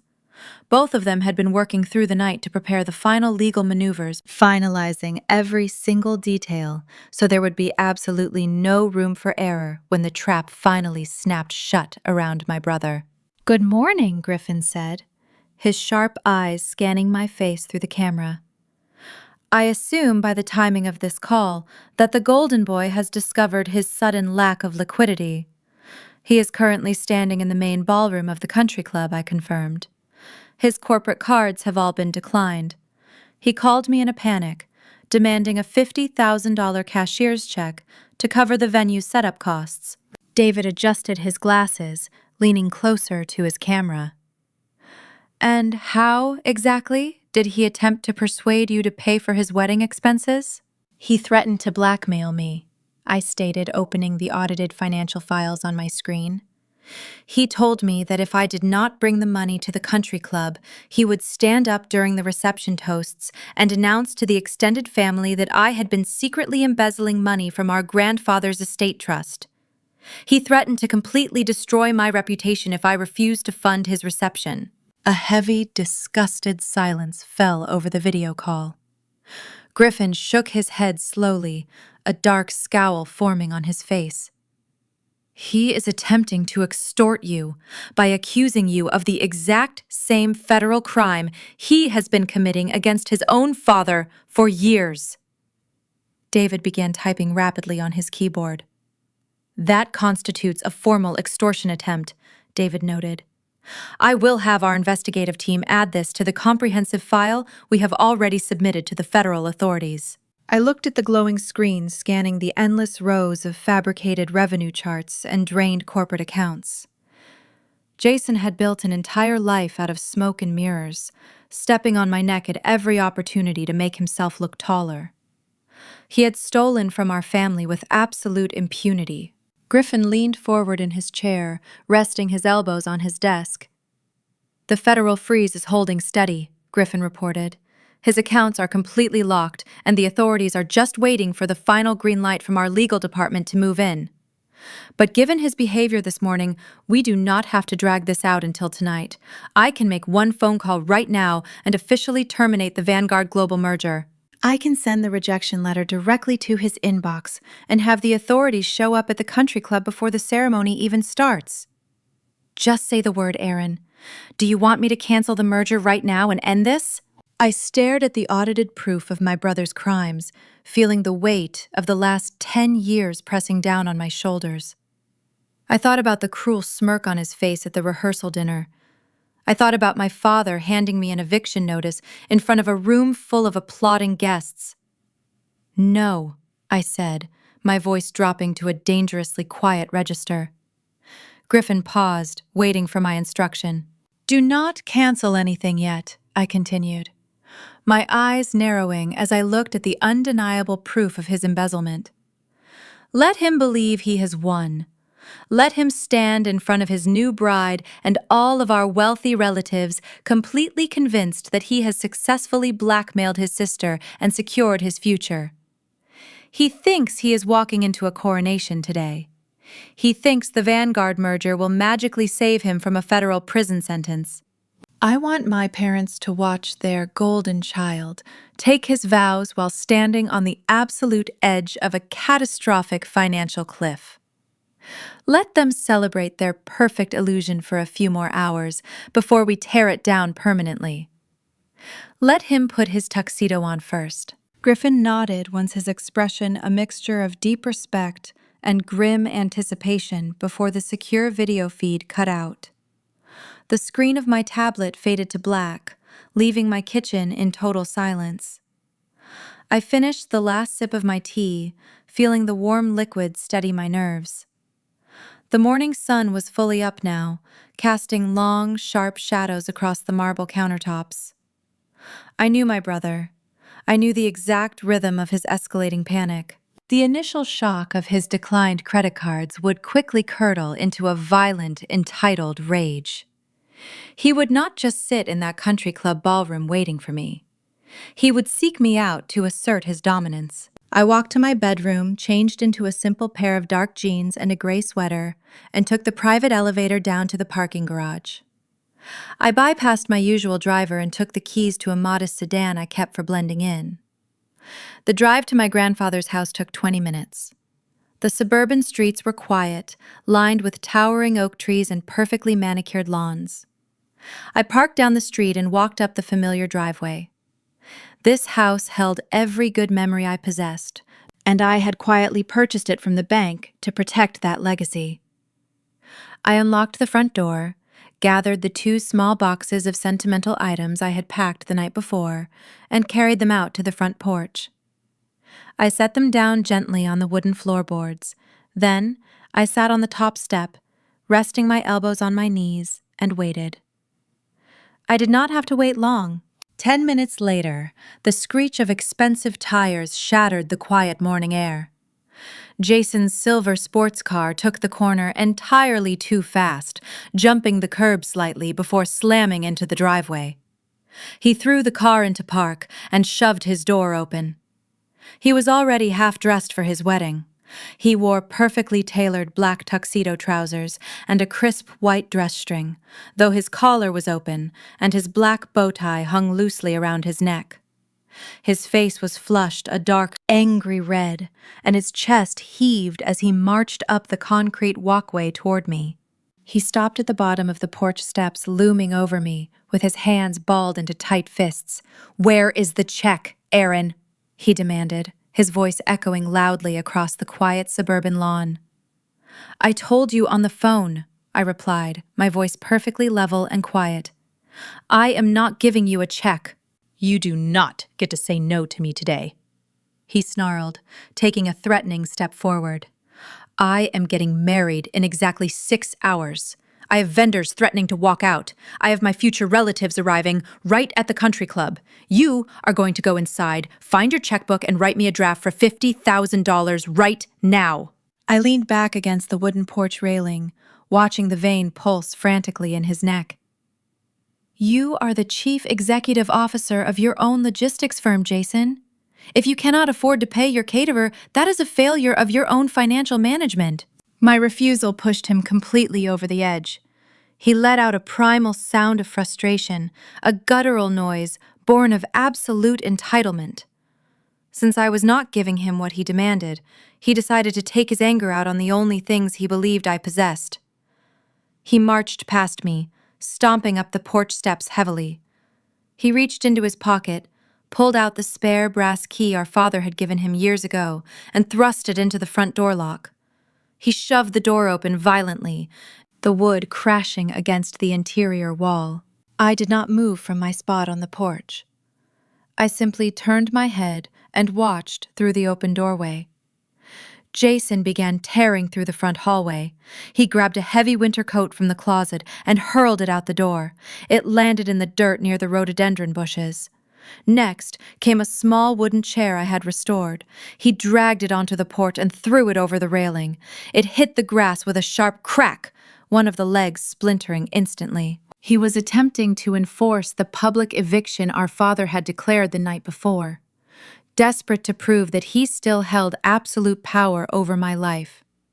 He felt completely entitled to take what was mine and destroy it, mirroring the exact same arrogant entitlement that allowed him to steal from our family company. He emerged from the house carrying a cardboard box filled with my old college textbooks and framed photographs. He lifted it above his head and slammed it down onto the concrete walkway.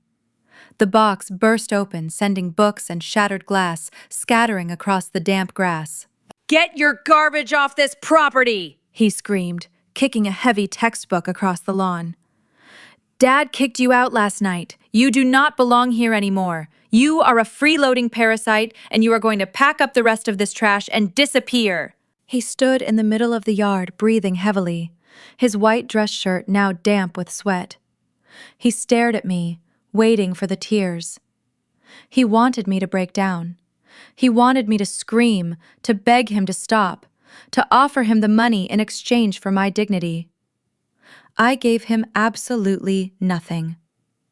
I remained seated on the top step, my hands resting loosely in my lap, watching him with the clinical detachment of a scientist observing a volatile experiment. My silence infuriated him even more. "You think you are so smart," he yelled, pointing a shaking finger at my face. "You think you can ruin my wedding day and just sit there smiling? I will see you at the reception tonight, Erin, and when I am done telling everyone the truth about you, you will have nothing left." He glared at me for 5 long seconds, his chest rising and falling as he fought to control his breathing. When he realized I would not engage, he cursed, spun around, and stalked back to his silver sports car. He yanked the door open, dropped into the driver's seat, and started the engine with an aggressive roar. The tires rolled backward across the driveway as he prepared to leave, but he had not yet reached the street. I stayed on the porch looking at the broken frames and scattered books. Jason believed the destruction proved he still had power. He did not notice the dark vehicle turning onto the block behind him. Before Jason could complete his departure, the low rumble of a heavier engine rolled across the quiet neighborhood. A matte black SUV turned onto the street and approached the house with controlled speed. It was an armored Vanguard executive transport vehicle, built for secure movement rather than display. Jason stopped halfway out of the driveway as the SUV pulled to the curb behind him, narrowing the space available for his exit. The tinted windows concealed the passengers. I remained seated on the porch, with my hands resting calmly in my lap. I knew who had arrived, but Jason saw only 4 familiar silhouettes and immediately made the wrong assumption. Jason, who had just slammed his car into drive, slammed on his brakes. He threw his car into park and stepped out, a smug, triumphant grin spreading across his flushed face. He recognized the groomsmen. He had spent the last 6 months boasting about how his best man Caleb was a decorated army ranger. Jason believed with absolute certainty that his friends had arrived to back him up. He assumed they were here to join his cruel little spectacle, to stand by his side and help him physically intimidate his sister off the property. "Hey, Jason," called out, waving his hand toward the SUV. "You guys are early, but the timing is actually perfect. Grab those boxes by the bushes. We're clearing out the trash." The doors of the black SUV opened in unison. Caleb stepped out of the front passenger seat. He was wearing his dark tailored suit for the wedding, but he carried himself with the unmistakable rigid discipline of a soldier preparing for a hostile engagement. The 3 other groomsmen stepped out behind him. Every single one of them was a combat veteran, currently employed by the private security division of Vanguard Global. They moved with a synchronized, quiet efficiency that instantly changed the entire atmosphere of the front lawn. Jason's grin widened as Caleb approached. He reached out to clap his best man on the shoulder. Caleb did not return the smile or the gesture. He walked right past Jason as if he were a ghost. Jason's hand fell awkwardly to his side, his mouth dropping open in genuine confusion. "Caleb, what are you doing?" Jason asked, spinning around to watch his best man. He walked directly up the concrete pathway, stepping carefully around the scattered books and shattered picture frames that Jason had thrown onto the grass. He stopped at the bottom of the porch steps, stood at perfect attention, and looked up at me. A muscle feathered in his jaw, betraying the intense anger he was holding back. "I am sorry we are late," Caleb said, his voice dropping to a low, respectful register that he reserved exclusively for me. "Are you injured?" "I am perfectly fine," I replied quietly. Without another word, Caleb bent down. He moved with careful reverence, picking up a framed photograph of our grandfather that Jason had cracked against the pavement. He gently placed it back inside the broken cardboard box. Then he moved to the scattered college textbooks, gathering them one by one. Jason let out a sharp, incredulous laugh. "Caleb, what the hell is wrong with you?" he demanded. "I said throw the garbage out, not pack it back up. Stop touching her things and get over here." Jason took an aggressive step, reaching out to grab his shoulder. He never made contact. The 3 other groomsmen moved with a speed that defied their size. They stepped off the grass and onto the concrete pathway, forming a solid, impenetrable physical wall between Jason and my belongings. They did not strike a fighting stance. They simply stood shoulder to shoulder, their hands resting loosely at their sides, their eyes locked onto Jason with an icy, unblinking intensity. The message was absolute. If Jason took one more step forward, he would be forcefully detained. Jason stopped dead in his tracks. The arrogant bluster instantly drained from his face, replaced by jarring fear. He looked at the 3 imposing veterans blocking his path, then looked past them at Caleb, who was still quietly gathering my ruined possessions. "What is happening right now?" Jason asked, his voice cracking slightly. "Why are you guys protecting her? She is a freeloading loser who just ruined my entire wedding. You are supposed to be on my side." Caleb finished placing the last textbook into the box. He lifted the box effortlessly, carrying it up the steps to set it gently beside me on the porch. Then he turned around. He walked slowly down the steps, passing through the narrow gap his team created for him, until he was standing chest to chest with my brother. Caleb was an inch taller than Jason, and significantly broader. He stared down at Jason, his expression devoid of any friendship or warmth. "She is not a loser, Jason," Caleb said, his voice dangerously quiet. "She is my commanding officer." Jason stared at him, his eyes darting frantically back and forth as his brain struggled to process the impossible information. "Your commanding officer," Jason repeated, shaking his head in a mixture of disbelief and panic. "She is an unemployed dropout. She lives off my parents." "She is the commander who brought my unit home," Caleb said. "The scar you mocked is from the extraction that saved my life and the lives of 7 other Rangers. These men know her record, and they know what she is capable of carrying without complaint. You have spent years calling her weak because she refused to describe classified service to people who had not earned the truth. That ends today." Jason physically recoiled, taking a stumbling step backward. The color completely washed out of his face, leaving him a sickly pale shade of white. His mouth worked silently, trying to form words that refused to come. The grand illusion he had built his entire life around was crumbling into dust right in front of his eyes. He looked at me sitting calmly on the porch, then looked back at Caleb and the wall of veterans. If you ever step onto her property with that kind of disrespect, or if you touch her bags one more time, you will not make it to your own altar today. We will ensure you are medically incapable of walking down that aisle. Jason swallowed hard. He was terrified. He was completely out of his depth and surrounded by men who could dismantle him in seconds. He nodded once, a jerky, pathetic motion. "Get in your car," Caleb ordered. "Go to your wedding. We will see you at the reception." Jason did not argue. He turned around, his shoulders slumped, his previous bravado entirely gone.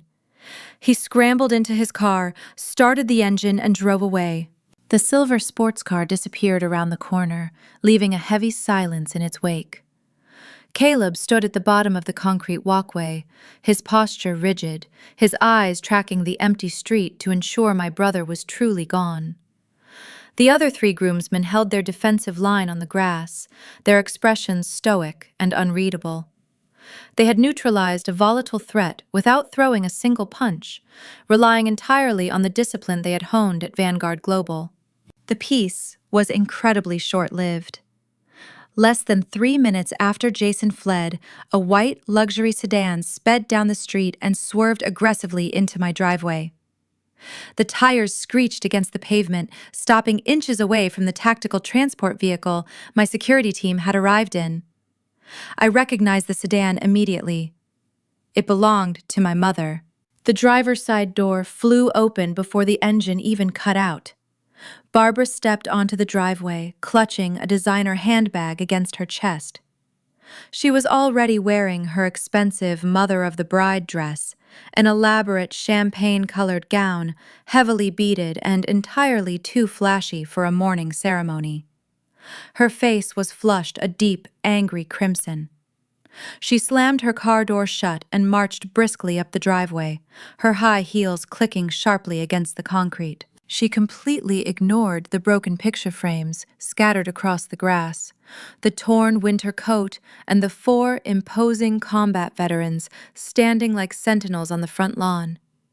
Her eyes were locked entirely on me, blazing with a familiar, irrational fury. She stopped at the bottom of the porch steps, planting her hands on her hips and glaring up at me as if I were a disobedient child. "What on earth is wrong with you?" she shrieked, her voice shattering the quiet morning all over again. "You are deliberately trying to ruin Jason's morning, Erin. You are intentionally trying to destroy the most important day of his life." I looked down at her, feeling a profound sense of exhaustion settle into my bones. She stood amidst the wreckage Jason had just created, completely oblivious to his unhinged behavior, and immediately cast him as the victim. "I did not ruin anything, Mom," I replied, my voice steady and quiet. "Jason drove here of his own free will. He chose to throw my belongings onto the lawn. He chose to behave like a petulant child." My mother waved her hand dismissively. "Do not start with your dramatic lies today," she snapped. "I just got a frantic phone call from your brother. He is standing at the country club practically in tears because the catering manager is threatening to pack up the food and leave. The floral vendor is refusing to set up the centerpieces. They are claiming there is some issue with the payment. Jason told me you are refusing to help him. You know how much stress he is under running his company, and you are sitting here playing games with our family reputation." Caleb shifted his weight, taking a step toward my mother. His protective instincts were kicking in, but I caught his eye and gave him a subtle shake of my head. He stopped immediately, falling back into his parade rest stance. This was a battle I needed to fight alone. "It is not a game," I stated calmly. "His corporate accounts have been frozen. His credit cards are being declined because he has mismanaged his business. That is his responsibility to handle, not mine." You are his sister, she screamed, taking a step up the wooden stairs. Her face was contorted with absolute indignation. Family helps family, Erin. Jason has been working himself to the bone to make us all proud, and you have been sitting in this house doing absolutely nothing. He asked you for a simple favor. He needs a $50,000 cashier's check right now to save his wedding reception. You have the money from your grandfather's trust, and you are going to go to the bank and get it. I stared at the woman who had raised me, feeling the last remaining threads of my familial attachment snap and wither away. She was aggressively gaslighting me, twisting the narrative so completely that Jason's financial ruin and violent temper were somehow entirely my fault. She genuinely thought I was a bitter, jealous sister trying to sabotage her perfect son. She demanded I empty my own bank accounts to protect the family name, completely ignorant of the fact that her perfect son was a criminal facing a federal indictment. You expect me to hand over $50,000 to a man who just tried to break down my front door? I asked, leaning forward slightly. My mother let out a harsh, exasperated sigh. Stop acting like a victim, Erin. Jason is under a tremendous amount of pressure, and your stubbornness is pushing him over the edge. If he lost his temper, it is because you provoked him by refusing to help. You are causing all of this stress. Now get up, get in your car, and go to the bank. If you let those caterers walk out and humiliate us in front of all of Brittany's wealthy relatives, your father and I will never forgive you. I rose from the porch and brushed the dust from my jeans. I felt no panic and no need to persuade her. I will not go to the bank, Barbara, I said, using her name instead of the title she had turned into a demand for obedience. I will not write a check, rescue Jason's reception, or accept responsibility for the damage he created. Her mouth fell open. She pointed at me and ordered me to stop being disrespectful, insisting that a daughter did not speak to her mother that way. I stepped down one stair, forcing her to retreat from the space she had tried to occupy. Respect does not require me to finance abuse, I told her. It does not require me to ignore a broken door, destroyed property, frozen accounts, or a man who threatened to lie about me unless I paid him. Barbara tried to interrupt, but I raised one hand and stopped her. You came here after seeing the wreckage on this lawn, and your first concern was whether Jason would be embarrassed. That was your choice. What happens next will be the result of his choices and yours. I turned away before she could answer, walked into the house, and closed the heavy wooden door. The deadbolt slid into place, leaving her outside with the evidence she had refused to see. The heavy brass deadbolt had barely clicked into place before the furious pounding began. Barbara began striking the thick wooden door with the flat of her palms. The frantic impacts echoed loudly through the quiet, sunlit foyer of my grandfather's house. I stood in the entryway, watching her distorted silhouette through the frosted glass side panels. She was screaming my name, her voice muffled but still laced with that familiar grating tone of absolute authority. She genuinely believed that if she made enough noise, the fabric of reality would magically bend to accommodate her favorite child. She thought she could command me to fix Jason's failures. I let her pound on the wood for a full 60 seconds. I wanted her to feel the rising panic that comes when control begins to slip away. When her strikes finally slowed to a rhythm of exhausted frustration, I reached out and turned the deadbolt. I pulled the door open just wide enough to stand in the threshold, blocking her path inside.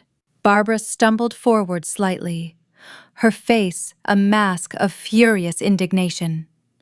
Her champagne-colored dress was wrinkled at the waist. "How dare you shut the door in my face!"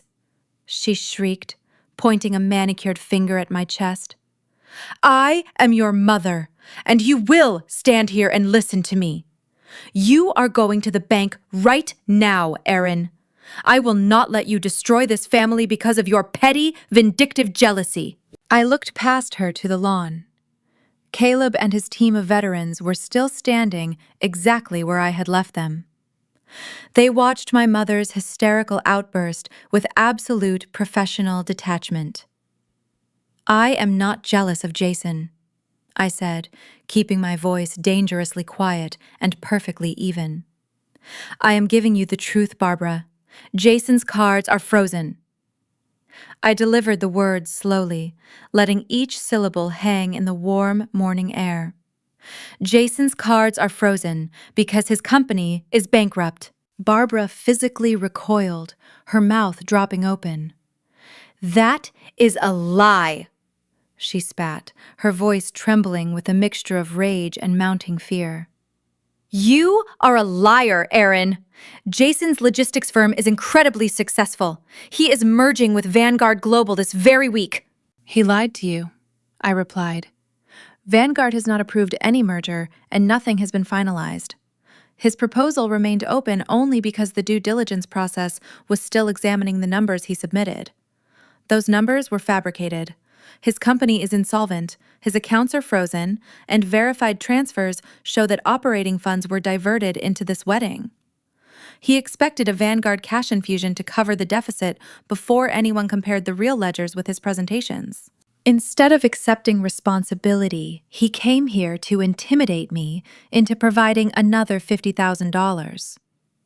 The ceremony may still happen, Barbara, but the business miracle Jason promised you does not exist. Stop it! Barbara screamed, covering her ears like a petulant child. Stop making up these horrible, vindictive stories about your brother. He is a good man. You are just saying these things because you are bitter that he is getting married. I removed my phone and opened the secure Vanguard audit portal. The screen displayed the active due diligence file, confirmed bank freezes, vendor transfers, and a clear notice that no merger approval had been issued. The corporate seal and timestamps could not be mistaken for a social media rumor or a document created that morning. Look at it, I commanded softly. Read the words, Barbara. Your golden child is a fraud. He has stolen from our family business. He has defrauded his investors, and by the end of the day, he will likely be facing federal indictment for embezzlement. He is a criminal who ran out of other people's money to spend. Barbara stared at the glowing screen. Her eyes darted back and forth across the text, absorbing the undeniable proof of her son's ruin. The grand illusion she had nurtured and protected for decades was shattering right in front of her. But instead of accepting the truth, she chose the path of least resistance.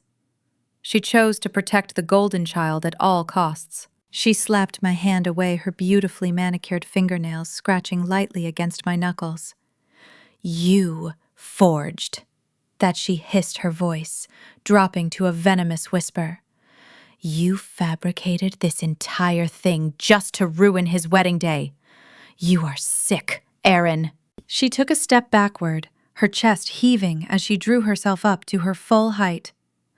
I am giving you one last chance, she threatened, her eyes blazing with absolute hatred. You will go inside, you will get your checkbook, and you will bring a certified draft for $50,000 to the country club before the ceremony begins. You will apologize to your brother, and you will pay for this reception. Just write the check, Erin, or you are dead to this family. I looked at the woman who had brought me into this world. I searched my heart for any lingering trace of familial warmth, any small ember of daughterly affection that might have survived the years of emotional neglect and relentless gaslighting. There was absolutely nothing left. The well was completely dry. I felt a profound, chilling sense of liberation wash over me. The invisible chains of obligation and guilt had finally snapped. Consider me dead, then I replied. I turned toward Caleb. Please put my bags back inside, I said, my voice carrying across the lawn. I do not want anything else left where Jason or Barbara can touch it. Caleb acknowledged the order immediately and moved past her without argument. Yes, ma'am, Caleb responded instantly. He stepped around my mother effortlessly, lifting the heavy bags filled with my sentimental belongings, and carried them past me into the cool foyer. Barbara stood frozen on the driveway, her mouth opening and closing silently. She had expected me to crumble. She had expected the threat of excommunication to send me to my knees, begging for forgiveness and scrambling to fulfill her demands. She had vastly underestimated the woman standing before her. "Tell Jason to enjoy his ceremony," I said, looking Barbara directly in the eyes one last time. "Tell him to smile for all the photographers. And tell him I will see him at the reception." I stepped backward into the foyer and pulled the heavy wooden door shut. The lock clicked into place with a definitive ringing finality. I walked into the kitchen, the silence of the house wrapping around me like a comforting blanket. The morning sun was casting long, bright beams across the marble countertops. I poured myself a fresh glass of iced water and took a long, slow sip. The confrontation was over, and the trap was now fully set. Jason and Barbara had chosen their path, blindly ignoring every warning sign in their desperate pursuit of superiority and control. Now they would have to face the devastating consequences of their profound arrogance. I pulled my sedan into the valet circle of the Oakmont Country Club. The clubhouse facade was bathed in warm light, projecting an image of absolute wealth. It was the illusion my brother had spent his life desperately trying to maintain. I handed my keys to the valet and walked through the heavy oak doors, my heels clicking softly against the polished marble foyer.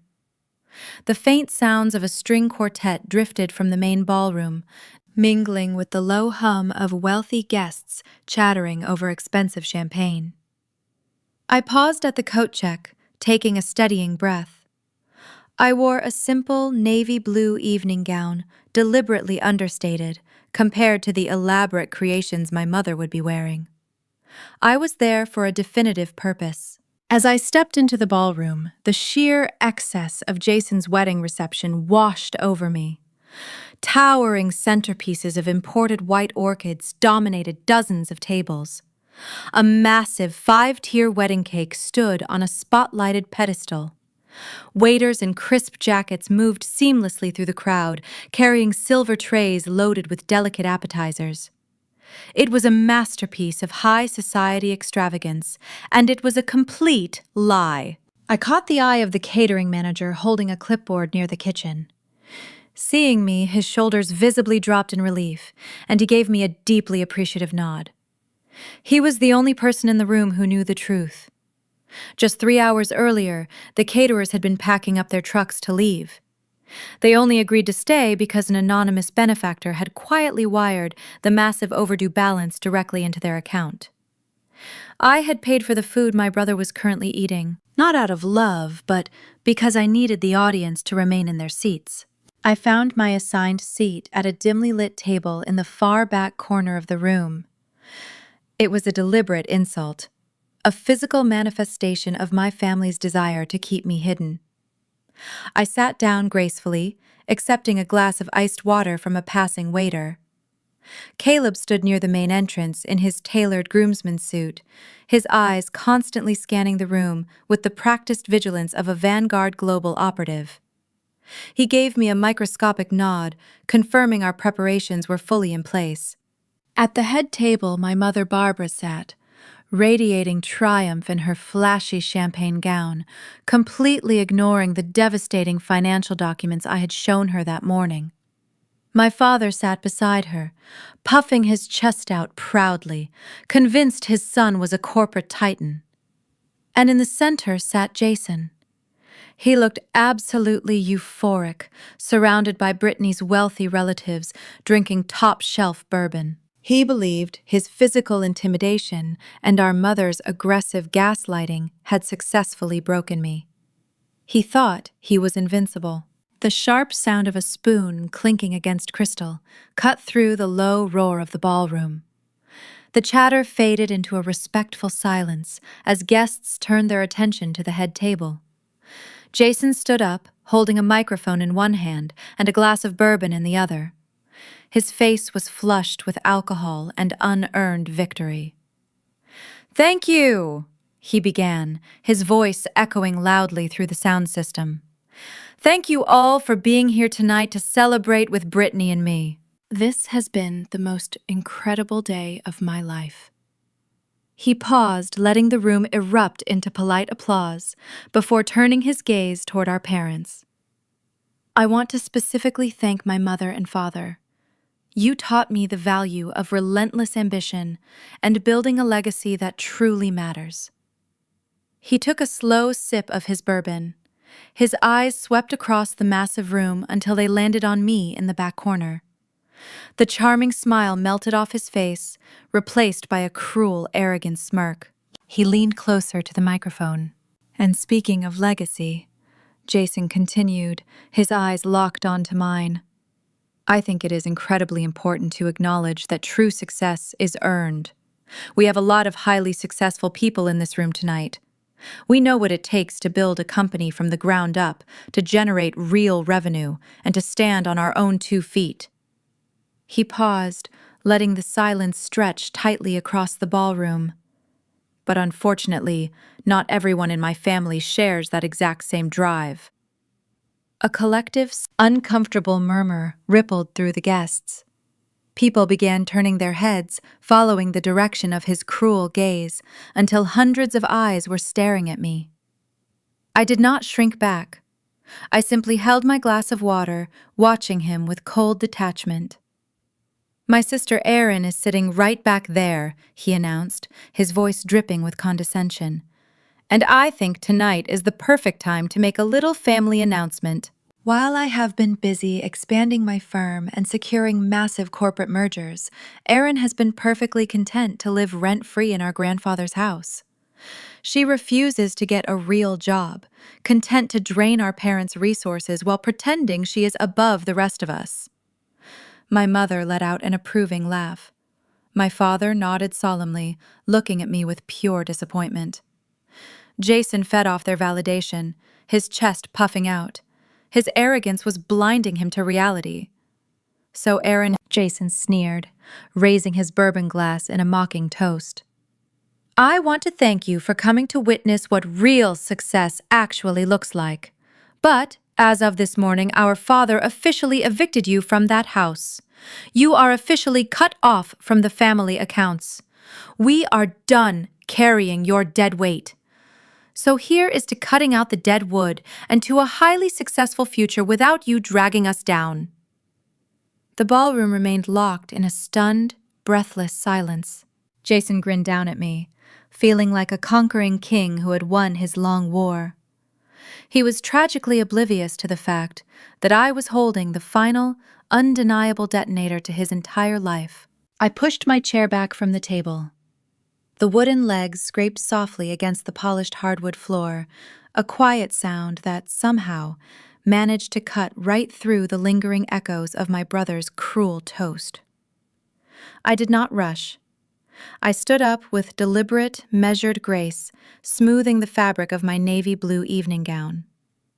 Hundreds of eyes remained fixed on me, expecting me to crumble to cry or to run out of the ballroom in utter humiliation. Instead, I picked up the thick manila folder resting beside my water glass. I tucked it calmly under my left arm and began walking toward the front of the room. The string quartet had long since stopped playing. The silence in the massive space was absolute, thick and heavy, with mounting anticipation. As I navigated the narrow pathways between the lavishly decorated tables, the wealthy guests instinctively leaned back in their chairs, parting like the sea to let me through. I kept my gaze locked on the head table. Jason's triumphant smirk began to waver the closer I got. He had anticipated a dramatic, tearful retreat. My composed, unhurried approach was not part of his carefully orchestrated script. By the time I reached the edge of the elevated stage where the bridal party sat, a visible bead of sweat had formed at his temple. My mother Barbara shifted uncomfortably in her seat, her champagne-colored gown suddenly looking overly restrictive.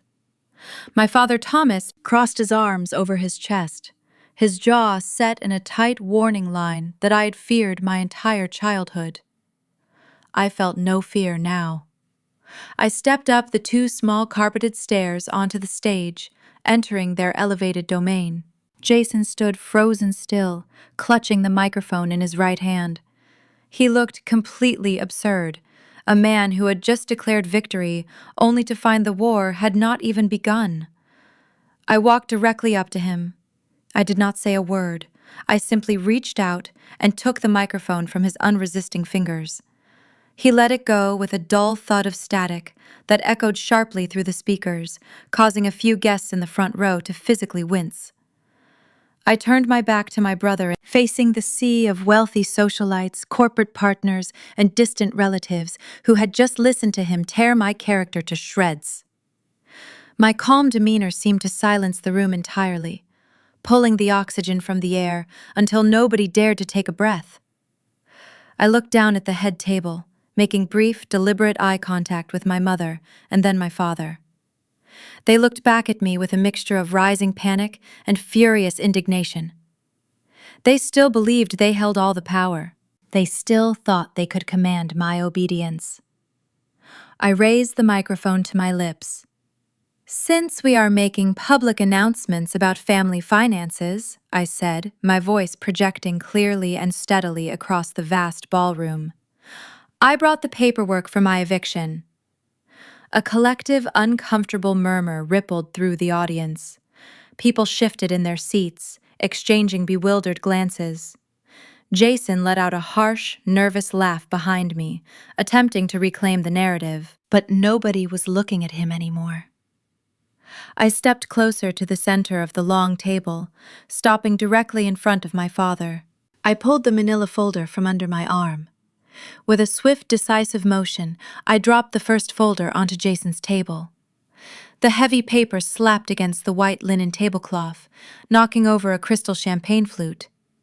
The expensive liquid spilled across the fabric, soaking into the pristine white surface, but nobody moved to clean it up. "That is the deed to Grandpa's house," I stated, ensuring every single syllable carried through the sound system with absolute clarity. The microphone amplified the cold authority in my tone, leaving no room for argument or misinterpretation. My father's face drained of color. He stared at the folder as if it were a venomous snake preparing to strike. "I did not inherit that property," I continued, turning my gaze to address the stunned audience before bringing it back to my parents. "I bought it directly from the bank 5 years ago when Thomas defaulted on his gambling debts." The room erupted into a collective gasp. It was a sharp, dramatic intake of breath from hundreds of people simultaneously realizing the profound depth of the deception they had just witnessed. The pristine, successful image of the family patriarch shattered instantly. Whispers broke out across the ballroom like wildfire. People were leaning across their tables, their eyes wide with shock. Barbara let out a strangled cry, her hands flying up to cover her mouth. She looked at her husband with absolute horror, completely unaware of the financial ruin he had secretly brought upon them. The grand illusion of their generational wealth was completely destroyed in a matter of seconds. I looked down at the two people who had spent my entire life making me feel incredibly small and totally insignificant. "Thomas, Barbara," I said, my voice dropping to a low, unforgiving register that commanded absolute silence once again. "You have exactly 3 days to vacate my property." The finality of that statement hung heavy in the stagnant air. For a fraction of a second, the world stood perfectly still. Then, the harsh realization of his total public destruction finally snapped the last remaining thread of my father's fragile sanity. He let out a furious, guttural roar. His heavy wooden chair crashed backward onto the stage as he lunged across the table directly toward me, his hands reaching out in a blind, violent rage. He never even came close. Caleb and the 3 groomsmen stepped forward with terrifying speed. They moved as a single, highly trained unit, intercepting the imminent threat before I even had to blink. They physically secured the stage, driving my father back and pinning him firmly against the decorated wall, neutralizing the danger without breaking a single sweat. The chaotic scuffle ended as quickly as it began. Caleb locked his grip on my father's right shoulder, while another groomsman secured his left. Thomas thrashed against their hold, his face turning an unhealthy shade of purple, but the Vanguard veterans were immovable. They pressed him flat against the floral wallpaper of the ballroom, restraining him completely. My mother Barbara let out a piercing shriek, burying her face in her hands, as the remaining illusion of our dignified family dissolved into absolute public disgrace. The hundreds of wedding guests watched in horrified fascination. No one stepped forward to help my father. They simply sat at their lavishly decorated tables, completely captivated by the unraveling of the Wilson family. I did not flinch during the sudden burst of violence. I kept my eyes fixed entirely on Jason. He stood frozen behind the head table, his knuckles turning white as he gripped the edge of the white linen tablecloth. His confident posture had completely evaporated, replaced by the frantic, darting gaze of a trapped animal. I calmly reached under my left arm and produced the second manila folder I had brought with me. The thick paper felt substantial in my hands, a physical manifestation of the absolute ruin awaiting him. I stepped forward and dropped the second folder onto the table right next to the deed to the house. It landed with a dull, heavy smack. And Jason, I said, keeping my tone conversational but loud enough for the microphone to pick up every single syllable. Regarding your merger with Vanguard Global. I paused, letting the silence stretch tightly across the massive room. It is canceled. The color drained instantly from Jason's face, leaving him looking sickly and pale under the bright ballroom spotlights. For a fraction of a second, he just stared at the folder. Then his paralyzing fear morphed into desperate, explosive anger. He slammed his fist down onto the table, rattling the silverware. "You are lying!" he screamed, his voice cracking with hysteria. "You do not have the power to cancel anything. You are a low-level assistant. You are nobody. You do not have the authority to speak for Vanguard Global, and you certainly do not have the power to stop a multi-million-dollar corporate merger." He looked frantically around the room, desperately seeking validation from the wealthy guests. "She is lying to all of you!" he yelled, pointing a shaking finger at me. "She is just a bitter, jealous assistant trying to ruin my reputation." He was so focused on trying to salvage his shattered ego that he never noticed the tall, imposing figure emerging from the heavy oak doors at the very back of the reception hall. Griffin strode into the ballroom with the absolute authority of a man who owned everything he surveyed. He wore a perfectly tailored charcoal suit, his expression a mask of cold, unyielding professionalism. As he walked down the center aisle, the guests instinctively leaned away from him, parting like the sea to grant him passage. The rhythmic, confident sound of his footsteps echoed through the silent room, drawing every eye away from Jason's pathetic meltdown. Jason finally noticed the shift in the crowd's attention. He looked up, his eyes widening in pure shock as he recognized the man approaching the stage. Griffin was the executive who had been stringing Jason along for months, the man Jason believed was his ticket to unimaginable corporate wealth. Jason's mouth opened and closed silently, his brain failing to comprehend why the high-ranking Vanguard executive was suddenly appearing at his wedding reception. Griffin did not spare Jason a single glance as he climbed the two carpeted steps onto the stage. He walked to my side, turning to face the bewildered groom. He stood tall, radiating an intimidating presence that made the room hold its breath. "She isn't my assistant," Jason Griffin stated, his voice resonating clearly across the ballroom without the need for a microphone. His tone was razor-sharp, cutting through my brother's delusions with surgical precision. "Erin is the founder and CEO of Vanguard. She is my boss." A collective gasp ripped through the audience. Wealthy socialites covered their mouths in shock, while corporate partners exchanged bewildered, panicked glances. Barbara let out a strange, strangled wheeze and slumped sideways in her chair, practically fainting against the table. My father stopped struggling against Caleb's grip, his body going limp as the monumental scale of his miscalculation finally dawned on him. They had spent years mocking me and treating me like a parasitic failure, completely unaware they were insulting the architect of a massive corporate empire. Jason looked as though the floor had dropped out from beneath his feet. He staggered backward, his legs hitting his overturned chair. But how he stammered, his eyes darting wildly between Griffin and me. "How could you be the CEO? I sent you my financial projections. I sent you my entire company portfolio. You sent me a pile of fabricated documents designed to hide your massive debts." I corrected him, my voice devoid of any sympathy. "You sent me proof of your own criminal negligence." Griffin took a step forward, delivering the final, devastating blow.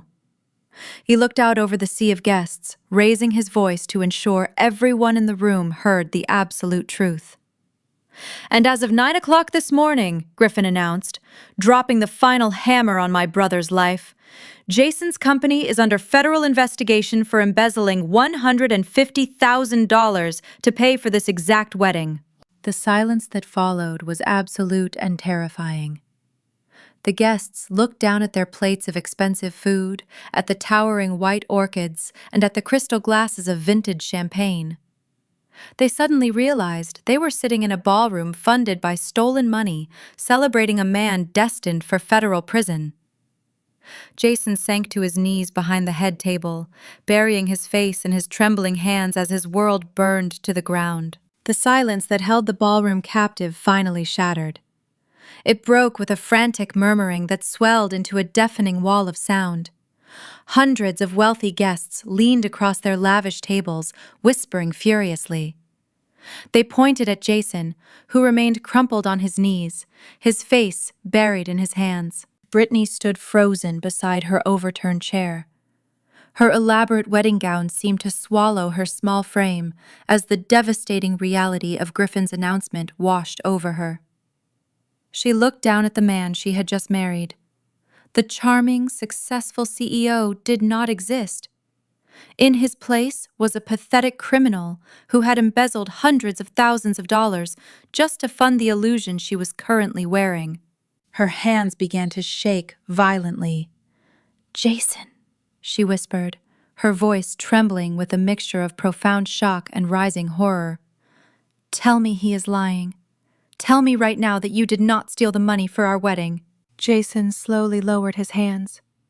His face was streaked with sweat, and his eyes were completely bloodshot. He looked up at his bride, but he had no charming excuses left. His mouth opened, but no words came out. The absolute guilt written across his pathetic expression was the only answer she needed. Brittany let out a sharp sob. She reached for her left hand and grabbed the massive diamond engagement ring Jason had given her. The ring he had likely purchased with stolen funds. With a violent tug, she pulled it off her finger, along with her new wedding band. She threw the heavy rings directly at him. They hit the table and bounced onto the polished stage with a sharp clatter. "I am filing for an annulment tomorrow morning." Brittany sobbed. She turned her back on him, gathered the heavy skirts of her gown, and ran off the stage. Her wealthy relatives immediately stood up from their tables, abandoning their expensive food, and rushed to intercept her. They guided the weeping bride through the heavy oak doors, casting looks of absolute disgust toward my brother as they exited the ballroom. Jason reached out toward her retreating figure, but his desperate plea was cut short by a furious scream from my mother. Barbara had recovered from her faint and was leaning over the table, her face twisted into a mask of pure rage. "You fool!" Barbara shrieked at her golden child, completely abandoning her carefully cultivated high society persona. "You arrogant, incompetent fool! You told us your company was thriving!" Thomas, still pinned against the wallpaper by Caleb, began shouting over his wife. He thrashed weakly against the Vanguard veterans. You lost my house, Thomas roared, his face purple with fury. I gave you hundreds of thousands of dollars to keep your business afloat, and you let the bank foreclose on the only asset we had left. You ruined us, Jason. You ruined this entire family. Jason scrambled to his feet, his temper flaring as he turned on the parents who had enabled him his entire life. You are the one who gambled away the mortgage Dad had, Jason screamed back. You are the reason the bank had the deed. Do not pretend you are innocent. And Mom, you demanded this lavish reception. You demanded the country club and the orchids. I was just giving you exactly what you wanted. The facade of the perfect Wilson family was completely obliterated. They stood on the stage, screaming vicious accusations at one another, in front of hundreds of captivated guests. They tore into each other with the same ruthless cruelty they had directed at me for decades. There was no loyalty among them, only a desperate clawing instinct to avoid the crushing weight of their own greed. I stood beside Griffin, watching the chaotic spectacle unfold. For years I had dreamed of the moment they would be forced to see the truth. I had imagined the profound satisfaction I would feel when their delusions were shattered. But looking at them now, red-faced and shrieking like caged animals, I felt absolutely nothing. No vindication, no pity, and no lingering anger. The well of my emotional attachment to these people was completely dry. They were strangers to me now, drowning in a toxic sea of their own making. I did not need to stay and watch the water rise over their heads. I turned to Griffin. "Thank you for your precise timing," I said quietly. "It was my pleasure, ma'am," Griffin replied, offering a respectful nod. "The authorities will be waiting for him at his hotel suite. I will ensure the corporate legal team handles the necessary filings first thing Monday morning." I looked over at Caleb. He caught my eye and immediately released his hold on my father. The other groomsmen stepped back, leaving Thomas to stumble forward and join the screaming match with his wife and son. Caleb adjusted his jacket and walked calmly down the stairs to join us. "Let us go," I said. We turned our backs on the stage and began walking down the center aisle of the ballroom. The remaining guests parted for us instantly, their eyes wide with a mixture of fear and profound respect. They whispered my name, finally realizing the staggering magnitude of the empire I had built. I did not acknowledge their stares. I kept my gaze focused straight ahead, moving with grace. As we reached the coat check, the catering manager stepped out from the kitchen corridor. He gave me a deep bow, silently thanking me for saving his business. I nodded in return and walked out the front doors into the warm Chicago night. The valet brought my sedan around immediately. Caleb opened the door for me, and Griffin stood nearby, a silent guardian of the Vanguard legacy. I slid into the driver's seat and rolled down the window. The cool night air felt incredibly clean, washing away the suffocating atmosphere of the country club. I drove away entirely and undeniably free.